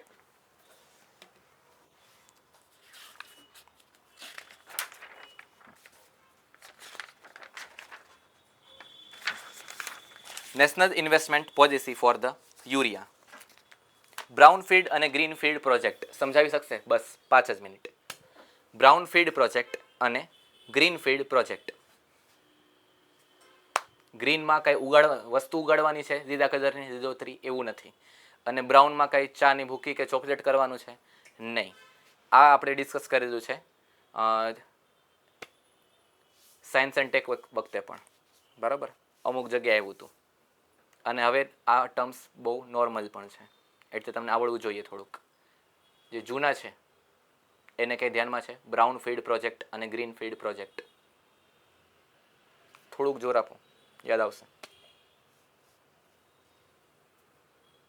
Green field project means what? કે હા, કોઈ પણ પ્રોજેક્ટ જે છે એ નવેસરથી આખું બનાવવાનું છે, બરાબર. જેમ કે રાજકોટ ઇન્ટરનેશનલ એરપોર્ટ હતું, એ પહેલેથી હતું કંઈ 50 વર્ષ પહેલેથી? નહીં, એ નવું બન્યું, બરાબર. તો એમાં આખું રોકાણ કેવું છે? ફ્રોમ ધી સ્ક્રેચ, અને નવું એરપોર્ટ બનાવ્યું, બરાબર.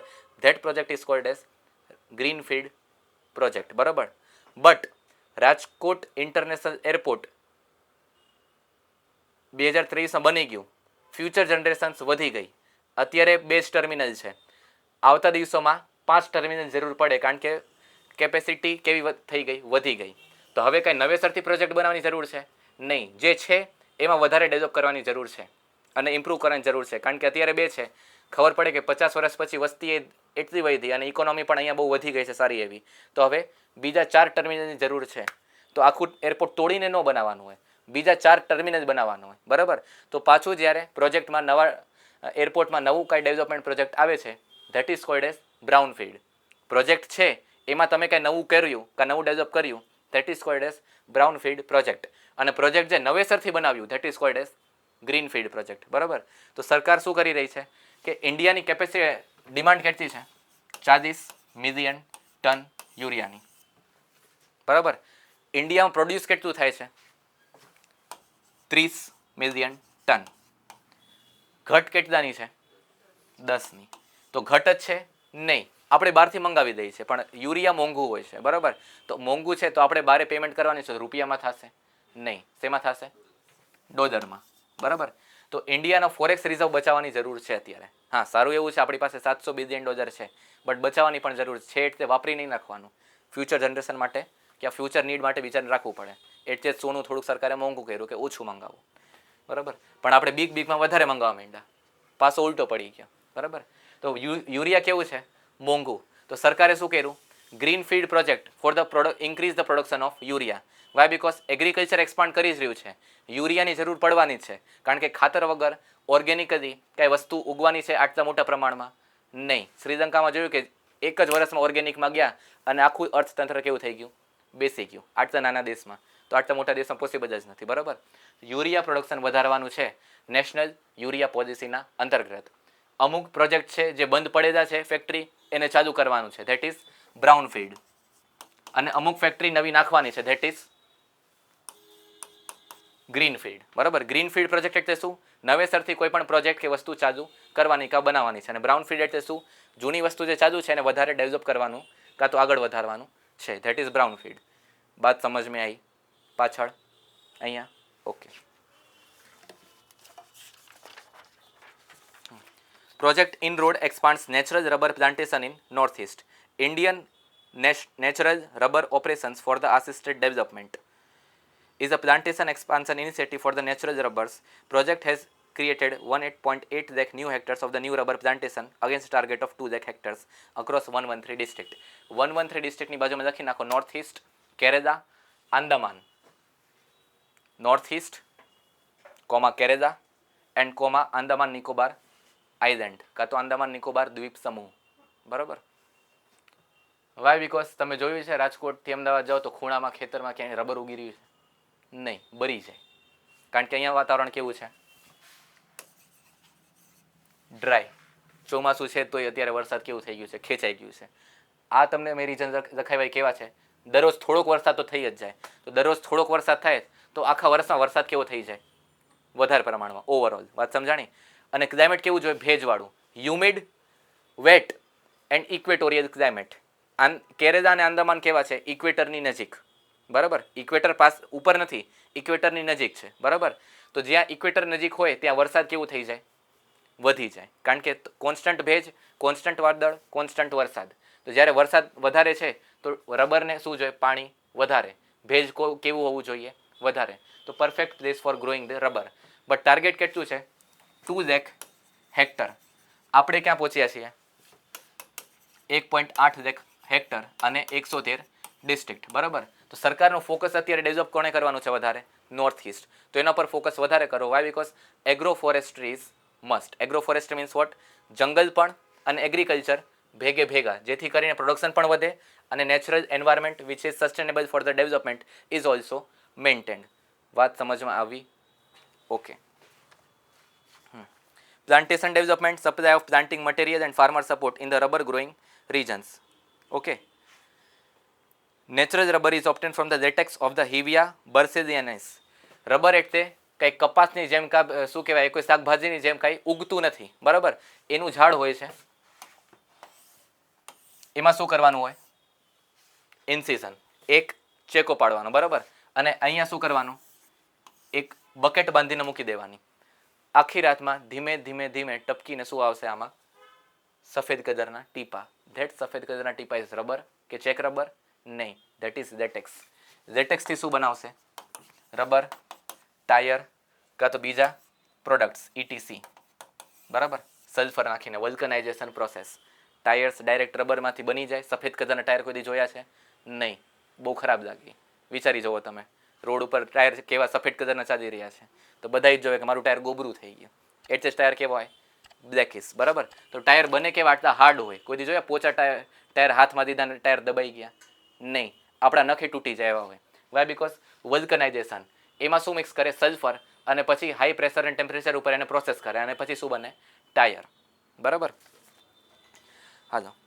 Inroad has achieved 90% of its plantation target. Disruption was caused by COVID-19 pandemic. COVID-19 બધાને નડ્યું છે, પણ અમુકને ફાયદો કરી ગયો છે, સુવામાં ને પબજી રમવામાં, બરાબર.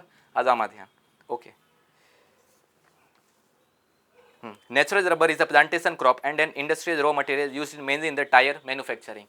રબરનું સૌથી મોટો યુઝ ક્યાં થાય છે, ટાયર મેન્યુફેક્ચરિંગમાં. વાય? બીકોઝ ઓટોમોબાઈલ ઇન્ડસ્ટ્રી, કારનો વેચાણ જેટલું વધશે તો કાર સ્વાભાવિકપણે, કાર તમે લઈ આવો અને ટાયર પછી અમારી મેળે લગાવશું એવું તો હોય નહીં, ભેગે ભેગું બધું આવે. તો જેમ ઓટોમોબાઈલ ઇન્ડસ્ટ્રી વધશે એમ ટાયરની ડિમાન્ડ વધશે. ટાયરની ડિમાન્ડ વધશે તો કોની ડિમાન્ડ વધશે, રબરની. વાત સમજાણી? So that's why government is focusing more on the rubber plantation by increasing more 2 lakh hectares of the area. Achieve કેટલું થયું છે, 1.8 lakh hectares, બરાબર. So this was the current affairs for the today. જો તમને video ગમ્યો હોય તો please like, share, subscribe and hype button હોય તો હાઈપ પણ કરી શકો છો, બરાબર.